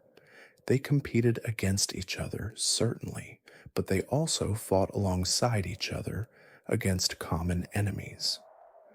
The bonds formed during the tournament would prove essential when the time came to assault Icecrown, as warriors who might otherwise have refused to cooperate found themselves working together with people they had learned to respect during the competition. The tournament grounds became a gathering point for heroes of both Alliance and Horde, a place where the factional rivalry that usually divided them was set aside in favor of the greater mission. Knights jousted in the arena, warriors tested their strength against each other, and all the while, the shadow of Icecrown Citadel loomed on the horizon, a constant reminder of what awaited. When the tournament concluded and the champions had been selected, Tyrion led them to the gates of Icecrown Citadel. The army of the Ashen Verdict provided covering fire as the assault team approached, engaging the Scourge forces that manned the outer defenses. The battering rams were brought forward, massive constructs of blessed wood and consecrated metal that could breach even the saronite gates. The first gate fell with a crash that echoed across the glacier. The Ashen Verdict's forces poured through, establishing a beachhead in the outer courtyard while the champion team pushed deeper into the citadel. The war for Icecrown Citadel had begun. The assault on the lower spire was a bloody affair, claiming the lives of many before the champions reached the first major obstacle. Lord Marrowgar awaited them in a vast chamber, his multiple skulls screaming warnings as they approached. The bone storm that served as his primary attack shredded the unwary spinning blades of ossified death that seemed to come from everywhere at once. The champions learned to scatter when the bone storm began, spreading out to minimize casualties while maintaining enough coordination to strike back when the opportunity arose. Lord Marrowgar was a construct, not a true thinking being, and his patterns could be anticipated and countered by those observant enough to read them. In the end, the Bone Guardian fell, its component parts clattering to the floor in a cascade of skeletal debris. Lady Deathwhisper was a more sophisticated opponent. She commanded waves of cultists and reanimated dead, using her magic to empower her servants while shielding herself behind a barrier of mana. The champions had to fight on two fronts, dealing with the constant stream of reinforcements while slowly depleting the barrier that protected the Supreme Overseer. When the barrier finally fell, Lady Deathwhisper proved to be a formidable combatant in her own right. Her death magic could freeze the blood in a warrior's veins. Her curses could turn allies against each other. Her spells could raise the fallen to fight against their former comrades. But she had spent too long relying on her servants, and when faced with direct combat against champions who had earned their place in the assault, she found herself outmatched. The gunship battle that followed was a chaotic affair, complicated by the factional tension between Alliance and Horde. Even with the Scourge as a common enemy, the two factions could not resist the opportunity to test each other's strength. The Skybreaker and Orgrim's Hammer exchanged fire while simultaneously engaging Scourge forces, a three-way battle that raged across the frozen sky. Boarding parties swung between the ships, fighting hand-to-hand combat on decks slick with ice and blood. Cannons boomed, rockets screamed, and all the while the Scourge's own flying defenses added to the chaos. The battle ended when the champions managed to disable the enemy vessel's weapons and drive it off, allowing the assault to continue. It was a victory, but one that highlighted the fundamental division that the Ashen Verdict had struggled to overcome. Deathbringer Saurfang awaited at the top of the lower spire, and his battle was as emotionally devastating as it was physically challenging.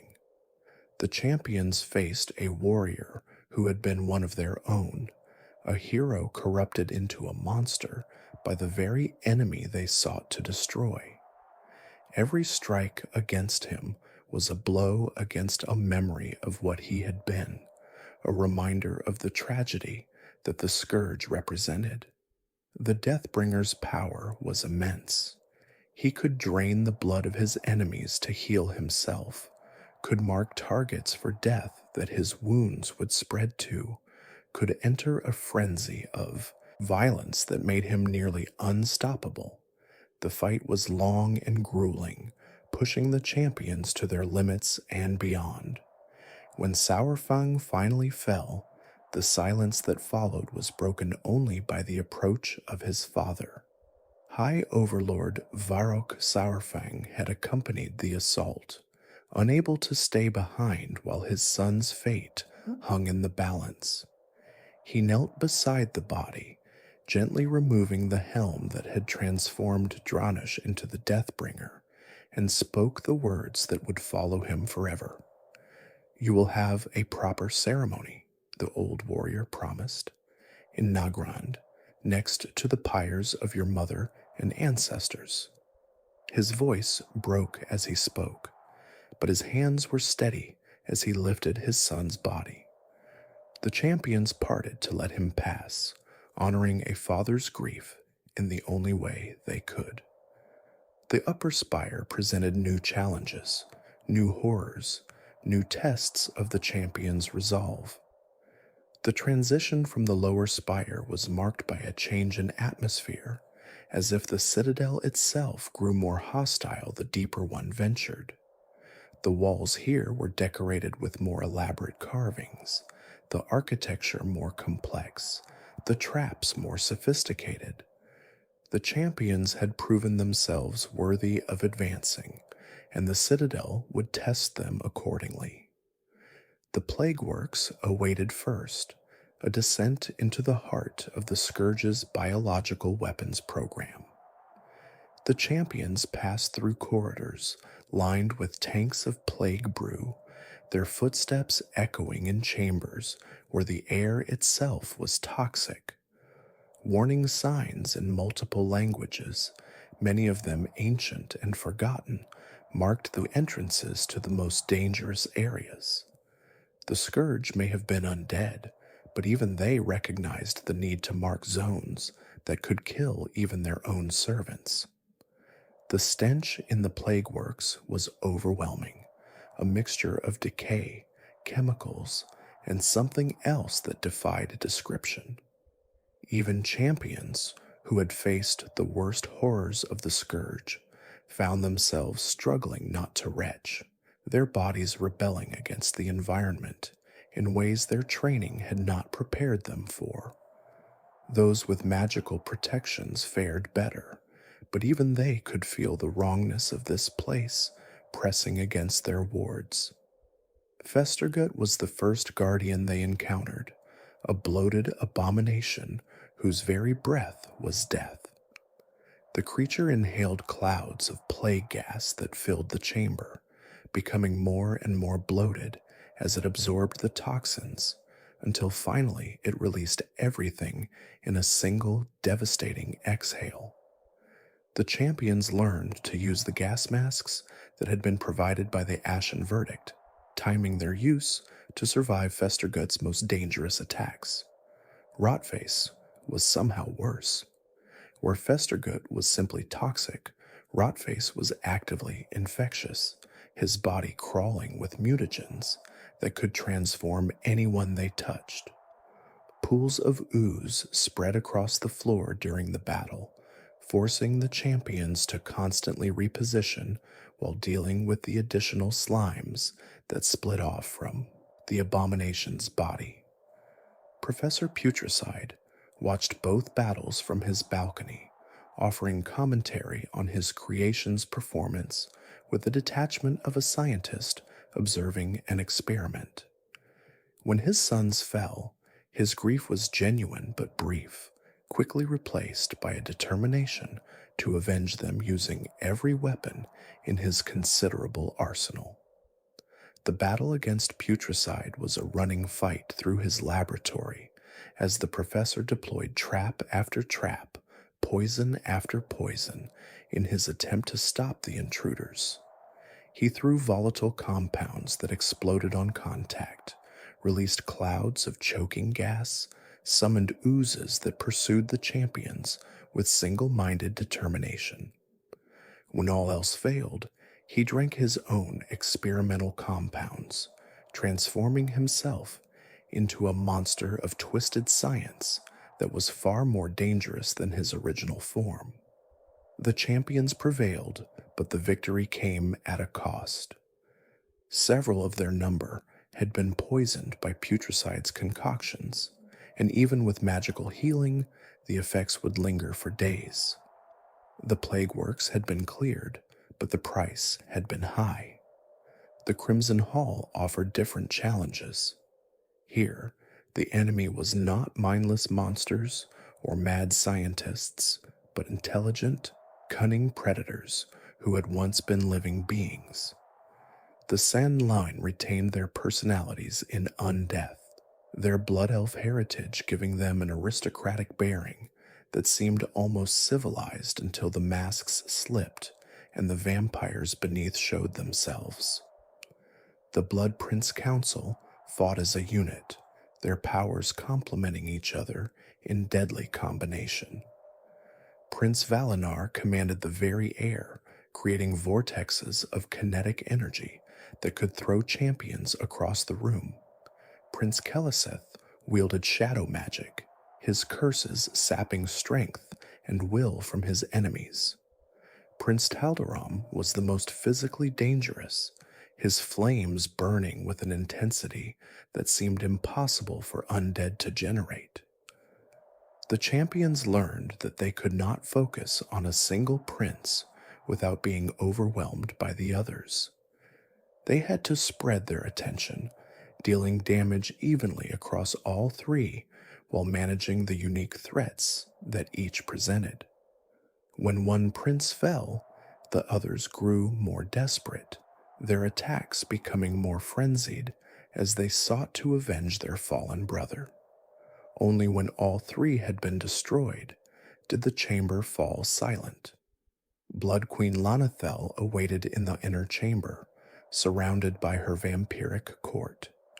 She was beautiful in the terrible way that undead beauty often manifests, her pale skin and crimson eyes giving her an otherworldly allure that was enhanced rather than diminished by her obvious deadliness. She welcomed the champions with the courtesy of a hostess greeting guests, as if this were a social gathering rather than a battle to the death. The fight against Lanethel was complicated by her ability to convert the living to her cause. She could bite a champion and infuse them with vampiric essence, granting them increased power at the cost of eventual transformation into an uncontrollable minion. The affected champions had to manage their new abilities carefully, using the power boost to deal damage while passing the curse to others before it consumed them entirely. When Lanethel finally fell, her last words were ones of gratitude. The curse that had bound her to the Lich King's service had been a torment beyond imagining, a prison from which she could never escape on her own. The champions had given her the release she had longed for since her transformation, and in the moment of her destruction, there might have been something like peace in her crimson eyes. Frostwing halls brought the champions close to their goal at last. Beyond these chambers lay the frozen throne itself, the seat of the Lich King's power and the final objective of the assault. But first, they had to pass through the domain of the frost worms. Velythria Dreamwalker's rescue was a test of compassion as much as combat prowess. The green dragon had been tortured by the Scourge for weeks, her power drained to fuel the Citadel's defenses, her body racked with wounds that would have killed a lesser being. The champions could not defeat her captors by simply destroying them, for they regenerated too quickly, spawned too numerously. Instead, they had to heal Velythria herself, pouring their life energy into the wounded dragon until she had the strength to save herself. The battle raged for what seemed like hours. Waves of undead poured into the chamber, seeking to finish what their masters had started, to drain the last of Velythria's life and claim her power for the Scourge. The champions held them back while the healers worked, a desperate rearguard action that tested everyone's limits. When Velythria finally rose, her roar shook the chamber. The undead that remained were swept away by a blast of nature magic, and the dragon turned to face her rescuers. She acknowledged their bravery with the formal courtesy of dragonkind, promised that she would remember their service, and then departed through a hole she blasted in the citadel's wall. Her part in the battle was over, but the champion's work was just beginning. Sindragosa waited in the chamber beyond, the queen of the Frostbrood, the most powerful frostworm ever created. Her lair was a frozen wasteland, even by Icecrown standards, the cold so intense that it sapped strength from the living with every moment of exposure. Ice covered every surface, and the dragon herself seemed almost to blend with her surroundings, her undead form as much a part of the glacier as the stone beneath it. The battle against Sindragosa was an epic confrontation. She took to the air, raining frost breath down upon the champions from heights they could not reach. She summoned ice tombs that trapped the unwary, freezing them solid and using them as weapons against their allies. She unleashed the full fury of her ancient power, 10,000 years of bitterness and hatred given deadly form. The champions endured. They scattered when she flew, took cover from her breath, freed their trapped allies before the ice could claim them. They struck at her when she landed, dealing damage bit by bit, slowly whittling away at her massive health pool.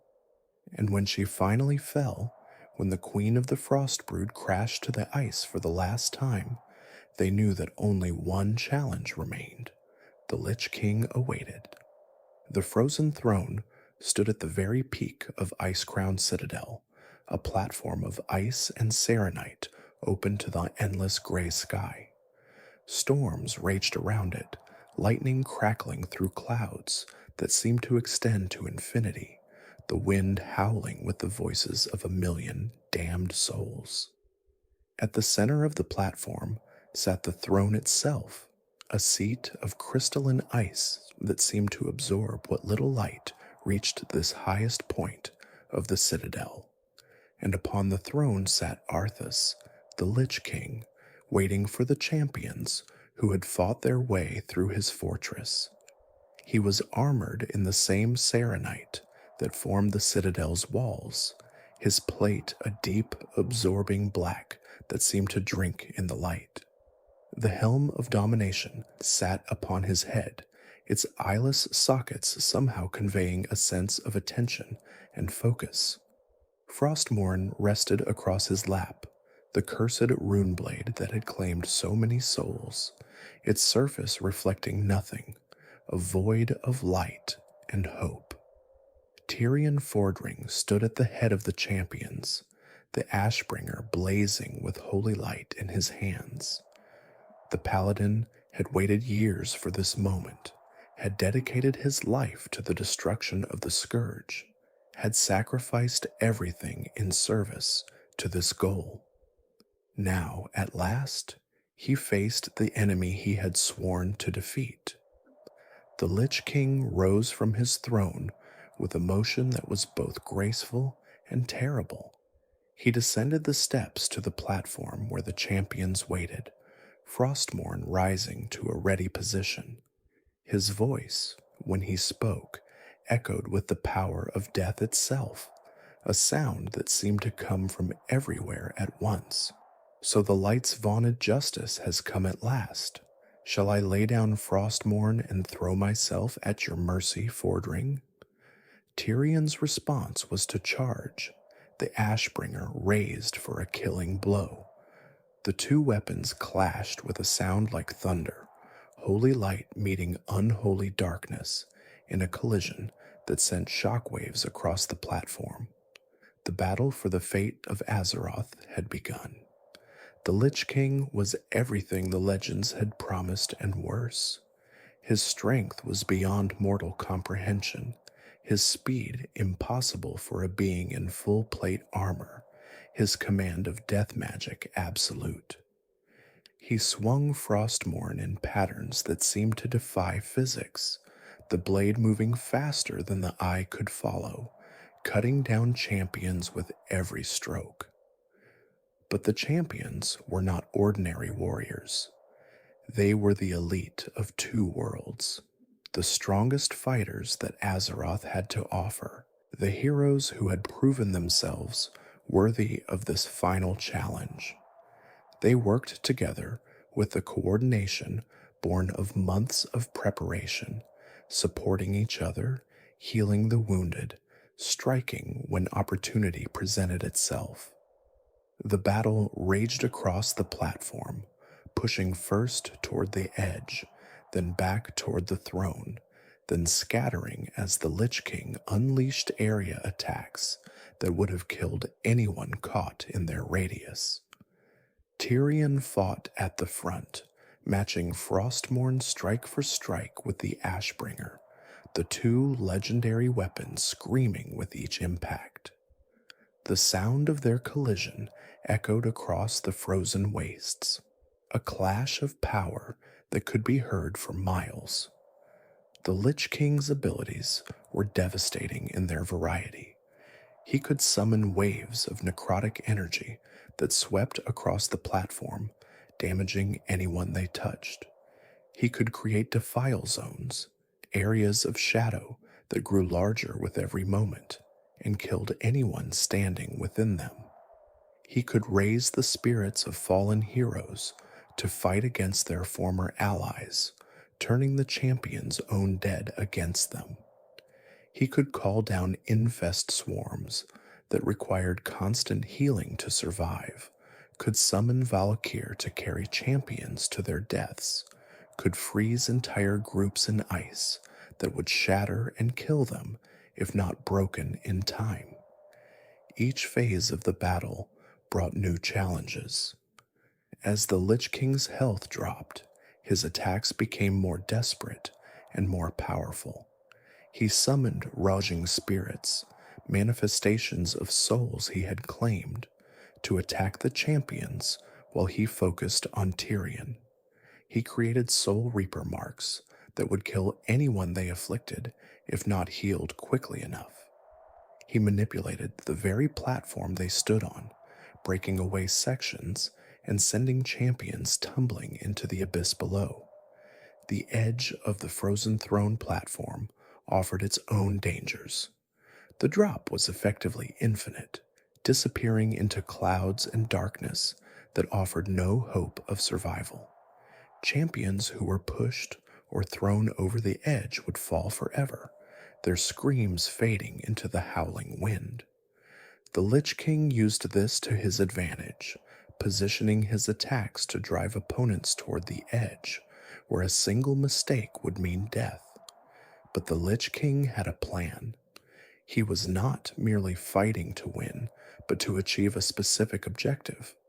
As the battle continued, as more and more champions fell to his blade, he revealed his true purpose. "I trained my champions well," he said, his voice filled with cold satisfaction. "You have come here to face me, the cream of the crop of Azeroth's forces. And when I have killed you, I will raise you, not as mindless undead, but as Death Knights, as my greatest champions, as the force that will finally conquer the world." The realization hit the surviving champions like a physical blow. They had walked into a trap. The Lich King had allowed them to reach the Frozen Throne because he wanted them there. Every champion who fell to Frostmourne was a potential recruit for his army, a powerful servant who would serve him in death as they had served the living in life. Tyrion redoubled his efforts, but even the Ashbringer could not overcome the Lich King's power. Frostmourne cut through his defenses, sending the paladin stumbling backward, and before he could recover, the Lich King unleashed a spell of binding. Ice encased Tyrion, freezing him in place, the Ashbringer trapped in his hands but unable to strike. "Watch," the Lich King commanded. "Watch as I claim my prize." He turned to the surviving champions and unleashed a single devastating attack. A wave of death energy swept across the platform, impossible to dodge, impossible to survive. Every champion fell, their lives snuffed out in an instant, their bodies crumpling to the ice. The Lich King stood alone among the corpses, victorious. The moment he had planned for years had finally arrived. Every step of the Northrend campaign, every battle, every apparent setback had been part of his grand design. He had allowed the champions to reach him, had tested them at every turn, had ensured that only the strongest and most capable survived to face him at the Frozen Throne, and now they lay dead at his feet, ready to be remade in his image. He raised Frostmourne, preparing to begin the process of raising his new Death Knights. And then Tyrion prayed. Trapped in ice, unable to move, watching as everything he had fought for crumbled into ash, Tyrion Fordring called upon the light. He prayed not for himself, but for the fallen, for the champions who had sacrificed everything to reach this moment, for the world that would suffer if the Lich King's plan succeeded. He prayed with every fiber of his being, with a faith that had been tested and tempered by decades of service. The prayer was not words, but emotion, a raw outpouring of faith that transcended language.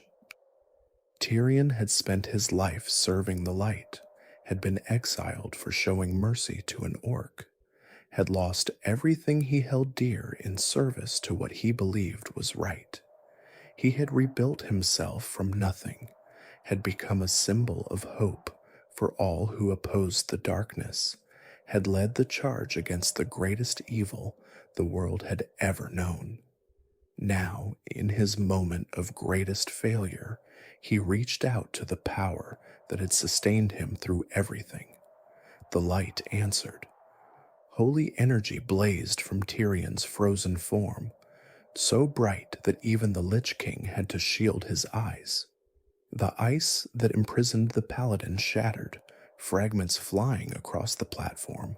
Tyrion fell forward, catching himself, and in his hands the Ashbringer burned with a radiance it had never shown before. Light, grant me one final blessing, Tyrion roared, and he charged the Lich King one last time. Arthas raised Frostmourne to parry, but this time something was different. This time the holy power that infused the Ashbringer was more than even the cursed rune blade could withstand. The two weapons met, and Frostmourne shattered. The explosion of released souls was blinding. Thousands of spirits, trapped within the blade since its forging, burst forth in a cascade of ethereal light. They swirled around the Lich King, attacking him, binding him, holding him immobile with the accumulated rage of all those he had killed. Among them was the spirit of King Tyrannus Menethil II, Arthas's father, who had been the first soul claimed by Frostmourne, and who now had the opportunity to confront his son one last time. "Father," Arthas whispered, and for a moment there was something almost human in his voice, a trace of the prince he had been before the darkness claimed him. Tyrannus did not respond with words. Instead, he directed the other spirits to continue holding the Lich King while he turned to the fallen champions. Golden light flowed from the ghost's form, spreading across the platform, touching each of the bodies that lay upon the ice. Rise up, champions of the light. Rise and finish what you have begun. One by one, the champions stirred. The death that had claimed them had been temporary, their souls held in the moment between life and death by Tyrannus's power. They rose to their feet, weakened but alive, and they faced the Lich King one final time. Arthas could not defend himself. The souls that had been trapped within Frostmourne held him fast, their hatred of their murderer greater than any physical restraint. The champions struck, blade and spell and arrow finding their marks, and the Lich King fell. He collapsed upon the ice of the frozen throne, his armor cracked, his helm askew, his eyes staring at nothing. Tyrannus knelt beside him, and for a moment the ghost reached out as if to comfort the son who had murdered him. "Is it over?" Arthas asked, and his voice was the voice of a child, confused and frightened. "Father, is it over?"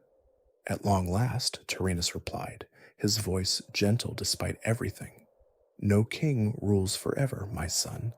I see only darkness before me," Arthas whispered, and then he was gone. The Lich King was dead. But the story of Icecrown Citadel did not end with Arthas's death. As the champions stood over the fallen Lich King, Tyrion Fordring understood something that the celebrating heroes did not. The Scourge still existed. Millions of undead remained scattered across Northrend and beyond, and without the Lich King's will to control them, they would become a mindless horde. They would attack everything in sight, kill everything they encountered, spread chaos and death across 2 continents. "There must always be a Lich King," Tyrannus's ghost said, confirming Tyrion's fears. The power of the Scourge is too great to be released unchecked. Tyrion looked down at the helm of domination, which had fallen from Arthas's head, the crown of the Lich King, the artifact that had bound Ner'zhul's spirit and later merged with Arthas. Whoever wore it would become the new Lich King, would be bound to the frozen throne forever, would bear the burden of controlling the Scourge for all eternity. The burden must be borne, Tyrion said, reaching for the helm. I will take the place of the fallen. I will be the jailer of the damned. But before his fingers could close around the crown, another voice spoke from the shadows. You hold a world of your own, Tyrion, one that needs its paladin. I have no such ties. Bolvar Fourdragon stepped forward, and the champions who had thought him dead gasped in shock. Bolvar had fallen at the Wrathgate, caught in the same plague that had killed so many others. The dragon fire that had been used to cleanse the battlefield had burned his body but had not killed him. Instead, it had transformed him, leaving him a charred ruin of a man who was neither truly alive nor truly dead. The Lich King had captured Bolvar and brought him to Icecrown Citadel.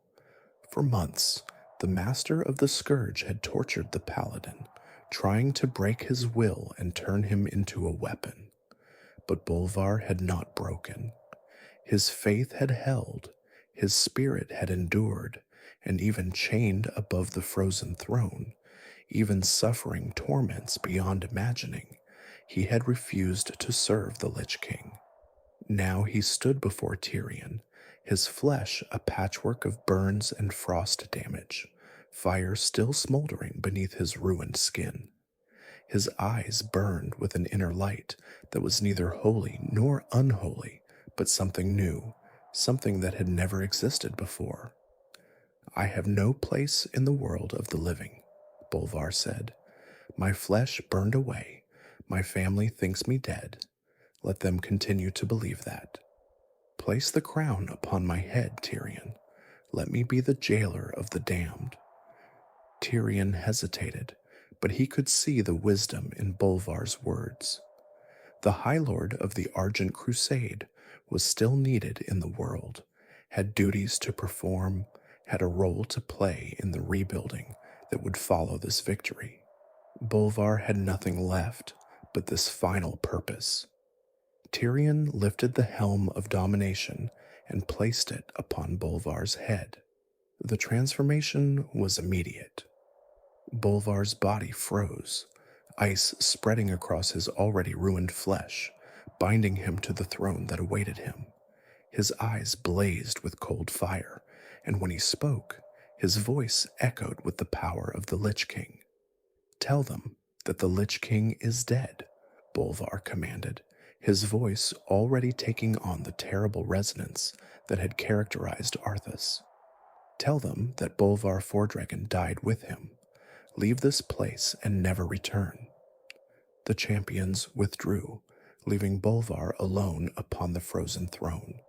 Ice spread across the platform, sealing the chamber, encasing the new Lich King in a prison of frozen crystal, just as Ner'zhul had been encased so long ago. The assault on Icecrown Citadel was over. The aftermath of the assault brought both celebration and mourning. The Lich King was dead, or at least Arthas was, and the Scourge threat that had hung over Azeroth for years was finally contained. The news spread across both continents with remarkable speed, carried by mages and messengers who raced to share the triumphant tidings. In Stormwind and Orgrimmar, in Ironforge and Thunderbluff, in every city and village across Azeroth, people gathered to hear that the nightmare was finally over. The celebration was genuine, but tempered by the cost of victory. Too many had died in the long campaign against the Scourge. Too many families had lost loved ones. Too many communities had been devastated by the plague. Too many survivors carried wounds both visible and invisible. The fall of the Lich King was not so much a triumph as a relief, an end to a horror that had hung over the world for too long. The fallen were honored in ceremonies across both continents. Memorials were raised in every major city, bearing the names of those who had given their lives to stop the scourge. The veterans of the Northrend campaign were recognized as heroes, their service commemorated in song and story. Those who had fallen in Icecrown Citadel itself were given special honor, their sacrifice recognized as the culmination of the entire campaign. The Alliance and Horde withdrew their forces from Northrend, leaving only skeleton garrisons to ensure that the undead remained dormant. The massive war machines that had been constructed for the campaign were mothballed, the supply lines dismantled, the bases reduced to minimal staffing. The frozen continent returned to something approaching peace, though it would never truly be free of the shadow that had fallen upon it. The veterans of the campaign returned home, some to quiet lives and others to continued service in the endless conflicts that plagued the world. Many found it difficult to adjust to peacetime existence after the horrors they had witnessed. The nightmares did not stop simply because the war had ended, and the things they had seen in Icecrown would haunt them for the rest of their lives. Some sought help from priests and healers, others turned to drink or isolation, and some found solace in continuing to fight, transferring to new conflicts rather than facing the demons within. Tyrion Fordring kept his promise to Bolvar. He announced to the world that the Lich King had been destroyed, that Arthas Menethil had finally met his end atop the frozen throne. He said nothing of Bolvar's sacrifice, honoring the request of the man who had taken the burden upon himself. As far as the world knew, Bolvar Fordragon had died at the Wrathgate, and his body had never been recovered. The Argent Crusade returned to Lordaeron, where Tyrion led efforts to reclaim the Plague Lands and restore the regions that had been devastated by the Scourge. The work was slow and difficult, but progress was made year by year as the taint of undeath was gradually purged from the land. Within Icecrown Citadel, Bolvar sat upon the frozen throne and fought a constant battle against the power he had claimed. The helm of domination whispered to him constantly, urging him to use the Scourge for conquest, to unleash the armies that awaited his command. Bolvar resisted these temptations, holding fast to his original purpose with an iron will that never wavered. Years passed. The world faced new threats and new challenges. Deathwing erupted from Deepholm and shattered the world, his emergence causing earthquakes that were felt even in Icecrown. The cataclysm reshaped continents, created new lands, and destroyed old ones. But Icecrown Citadel stood firm, its saronite walls indifferent to the upheaval that affected the rest of Azeroth. Pandaria was rediscovered after 10,000 years of isolation, hidden behind magical mists that had protected it from the outside world. The Alliance and Horde raced to claim the new continent's resources, their conflict reigniting in lands that had never known war. The Shah, manifestations of negative emotion, awakened across Pandaria, feeding on the hatred and fear that the outsiders brought with them. The Iron Horde invaded from an alternate timeline, a vision of what the Orcs might have been without the Burning Legion's corruption. They poured through the dark portal with weapons and technology that surprised even the most experienced veterans, threatening to overwhelm Azeroth with sheer numbers and industrial might. The war against them took heroes to Draenor, the orc homeworld as it had been before its destruction. The Burning Legion returned for its final assault on Azeroth, the culmination of countless millennia of planning and preparation. Demons invaded across both continents, their numbers seemingly endless, their power greater than any previous invasion. The Broken Isles became a battlefield, the tomb of Sargeras a focal point for the Legion's assault, and the very survival of all life hung in the balance.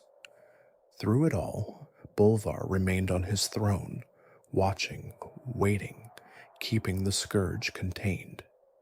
He observed the events unfolding across Azeroth through the eyes of the undead that still lurked in remote corners of the world, gathering information but never acting on it. His purpose was to contain the Scourge, nothing more, and he would not allow himself to be drawn into conflicts that were not his concern. But the Lich King's story was not over. Sylvanas Windrunner, the Banshee Queen, had nursed her hatred of Arthas for years after his death. That hatred had twisted over time, becoming something more complex, something that drove her to make bargains with powers beyond mortal comprehension. She entered into a pact with the Jailer, the cosmic entity who had created the Helm of Domination in the first place, and she carried out his will with cold efficiency. During the Fourth War between the Alliance and Horde, Sylvanas' schemes came to a head. The war had been devastating, claiming lives on both sides, culminating in atrocities that shocked even hardened veterans. Sylvanas had burned Teldrassil, the world tree that served as home to the Night Elves, killing thousands in an act of genocide that turned former allies against her. She had raised the dead to fight for the Horde, had pushed the conflict to extremes that seemed designed to generate maximum casualties. When the truth of her pact with the Jailer began to emerge, when her own faction turned against her, Sylvanas fled to Icecrown. She traveled to the Citadel alone, fighting her way through defenses that had been designed to stop armies. The Scourge rose to challenge her, but she cut through them with ease, her power amplified by the bargains she had made. She reached the Frozen Throne and faced Bolvar in single combat. Bolvar had sensed her approach long before she arrived. He had watched her progress through the Scourge forces, had observed the power she wielded, had understood that she was no ordinary challenger.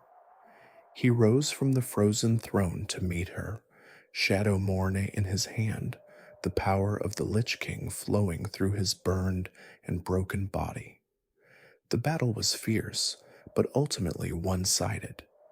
Sylvanas had been empowered by the Jailer beyond anything Bolvar could match. Her arrows struck with supernatural force, her magic bypassed his defenses, her speed exceeded anything he could counter. She defeated the Lich King, left him broken and bleeding on the ice, and seized the Helm of Domination from his head. "This world is a prison," she declared, holding the helm aloft, "and I will set us all free." She tore the helm in two. The destruction of the Helm of Domination had consequences that would reshape the cosmos. A rift opened in the sky above Icecrown, a portal directly to the Shadowlands, the realm of death itself. The barrier between the world of the living and the realm of the dead, a separation that had existed since the ordering of the cosmos, was torn asunder in an instant. The sky itself seemed to crack, revealing an abyss of darkness beyond that pulled at the souls of all who gazed upon it. The Scourge, freed from Bolvar's control, went on a rampage across Northrend and beyond.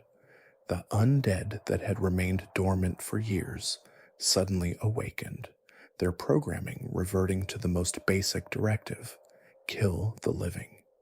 They attacked settlements, overran outposts, and spread terror across the frozen continent.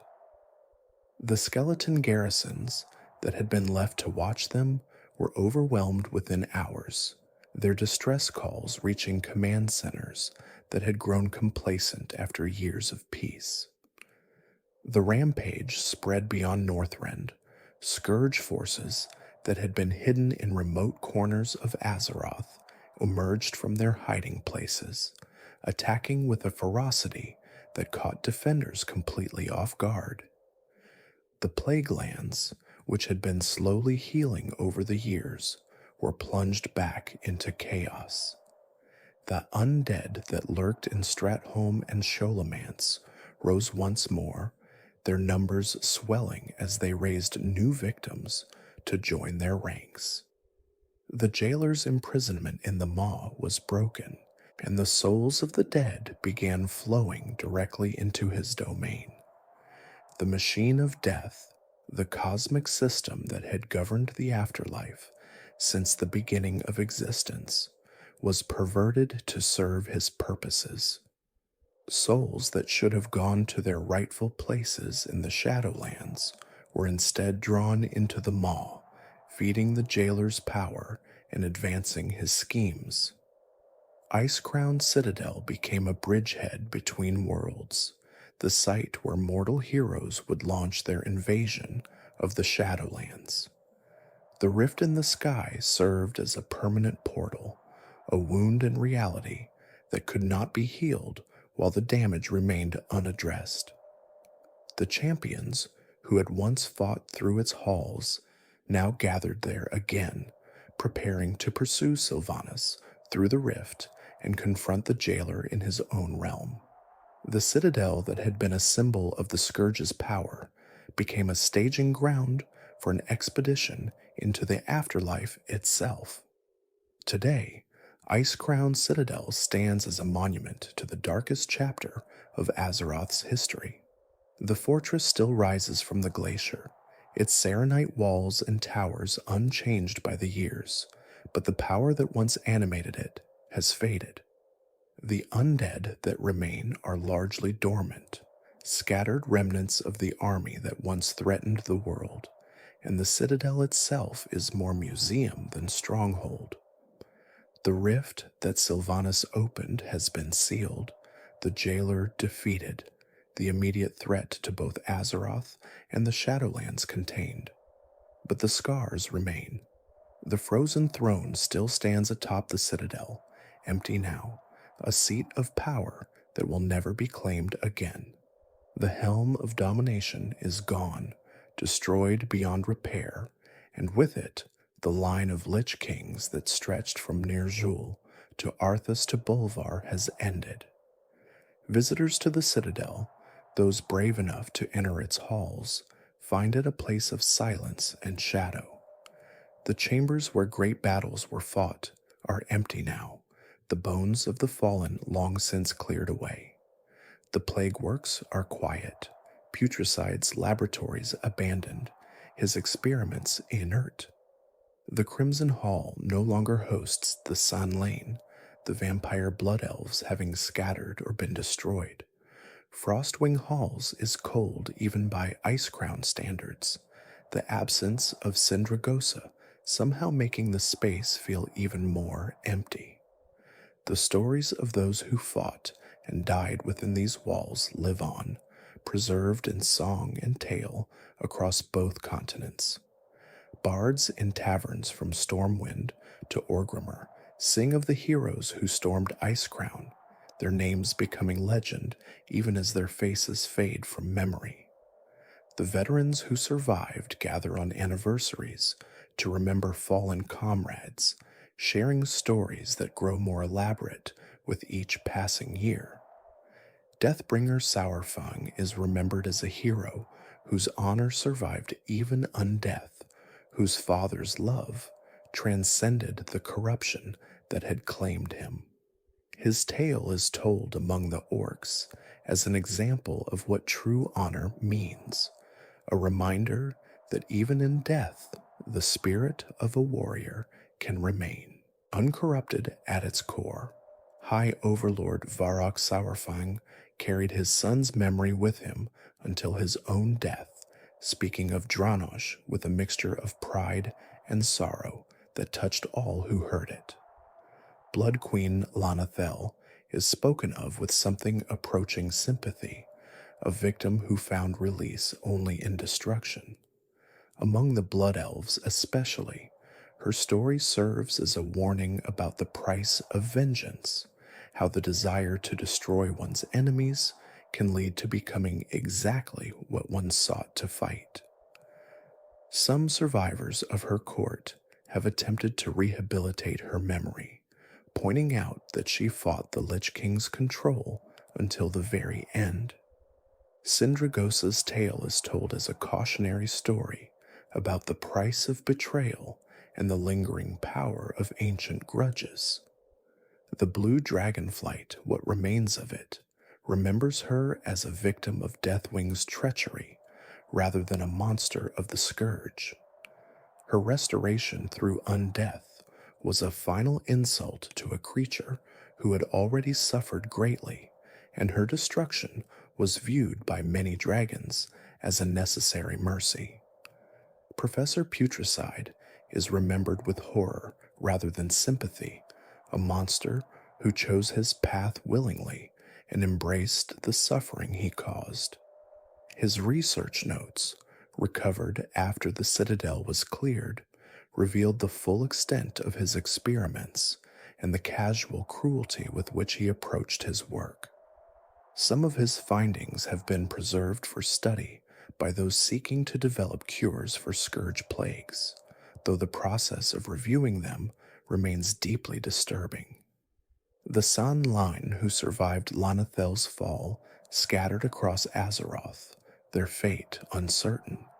Some attempted to find new masters to serve, while others sought to exist independently, feeding on the living in remote areas where their predation would go unnoticed. The organization that had once served as the Lich King's spy network was shattered, its members reduced to individuals struggling to survive in a world that remembered their crimes.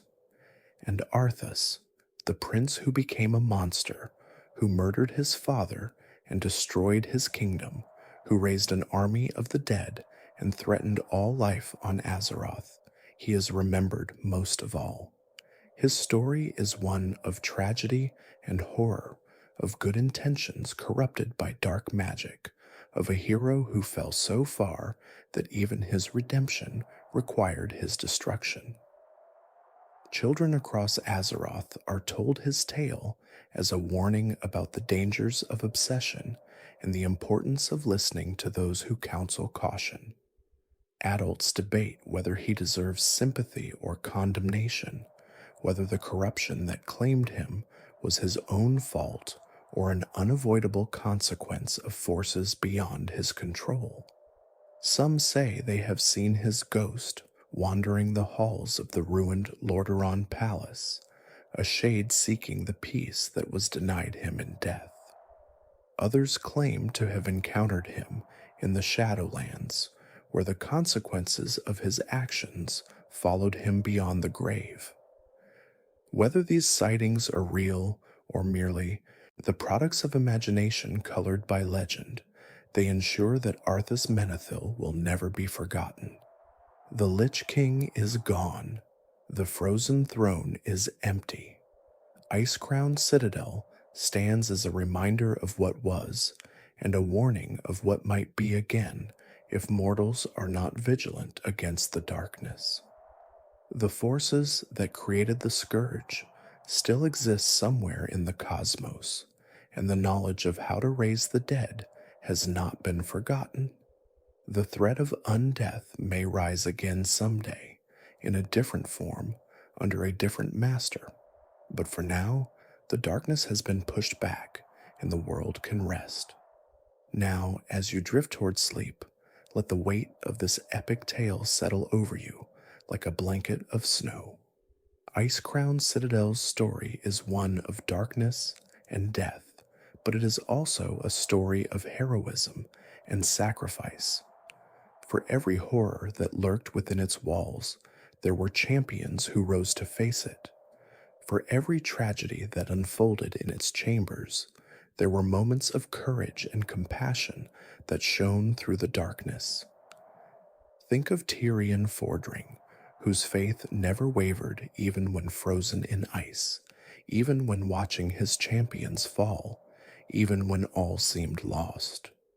His prayer to the light was answered not because he was special, but because his belief was pure, because he asked not for himself, but for others, because he never stopped fighting, even when victory seemed impossible. Think of Bolvar Fordragon, who took upon himself a burden that no one should have to bear, who sacrificed his future and his identity so that the world could be safe.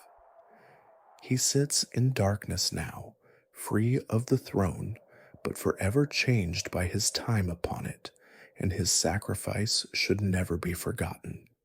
Think of the nameless champions who stormed Icecrown Citadel, who fought through every wing and every challenge, who fell again and again, but kept rising, kept pushing forward, kept believing that they could win. Their courage made the final victory possible, and their sacrifice ensured that the darkness would not prevail. Consider the journey we have taken together.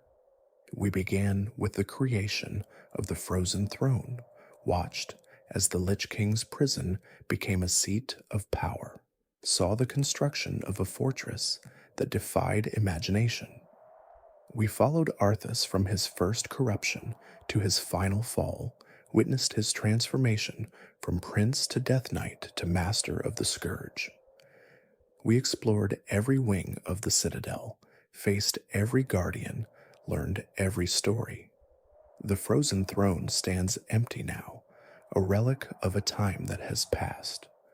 The citadel still rises from the glacier, but its power is broken, its threat contained. The world has moved on to new challenges, new stories, new heroes, and new villains. But the lessons of Icecrown remain relevant. Power without wisdom leads to destruction. Good intentions can be corrupted by those who know how to manipulate them.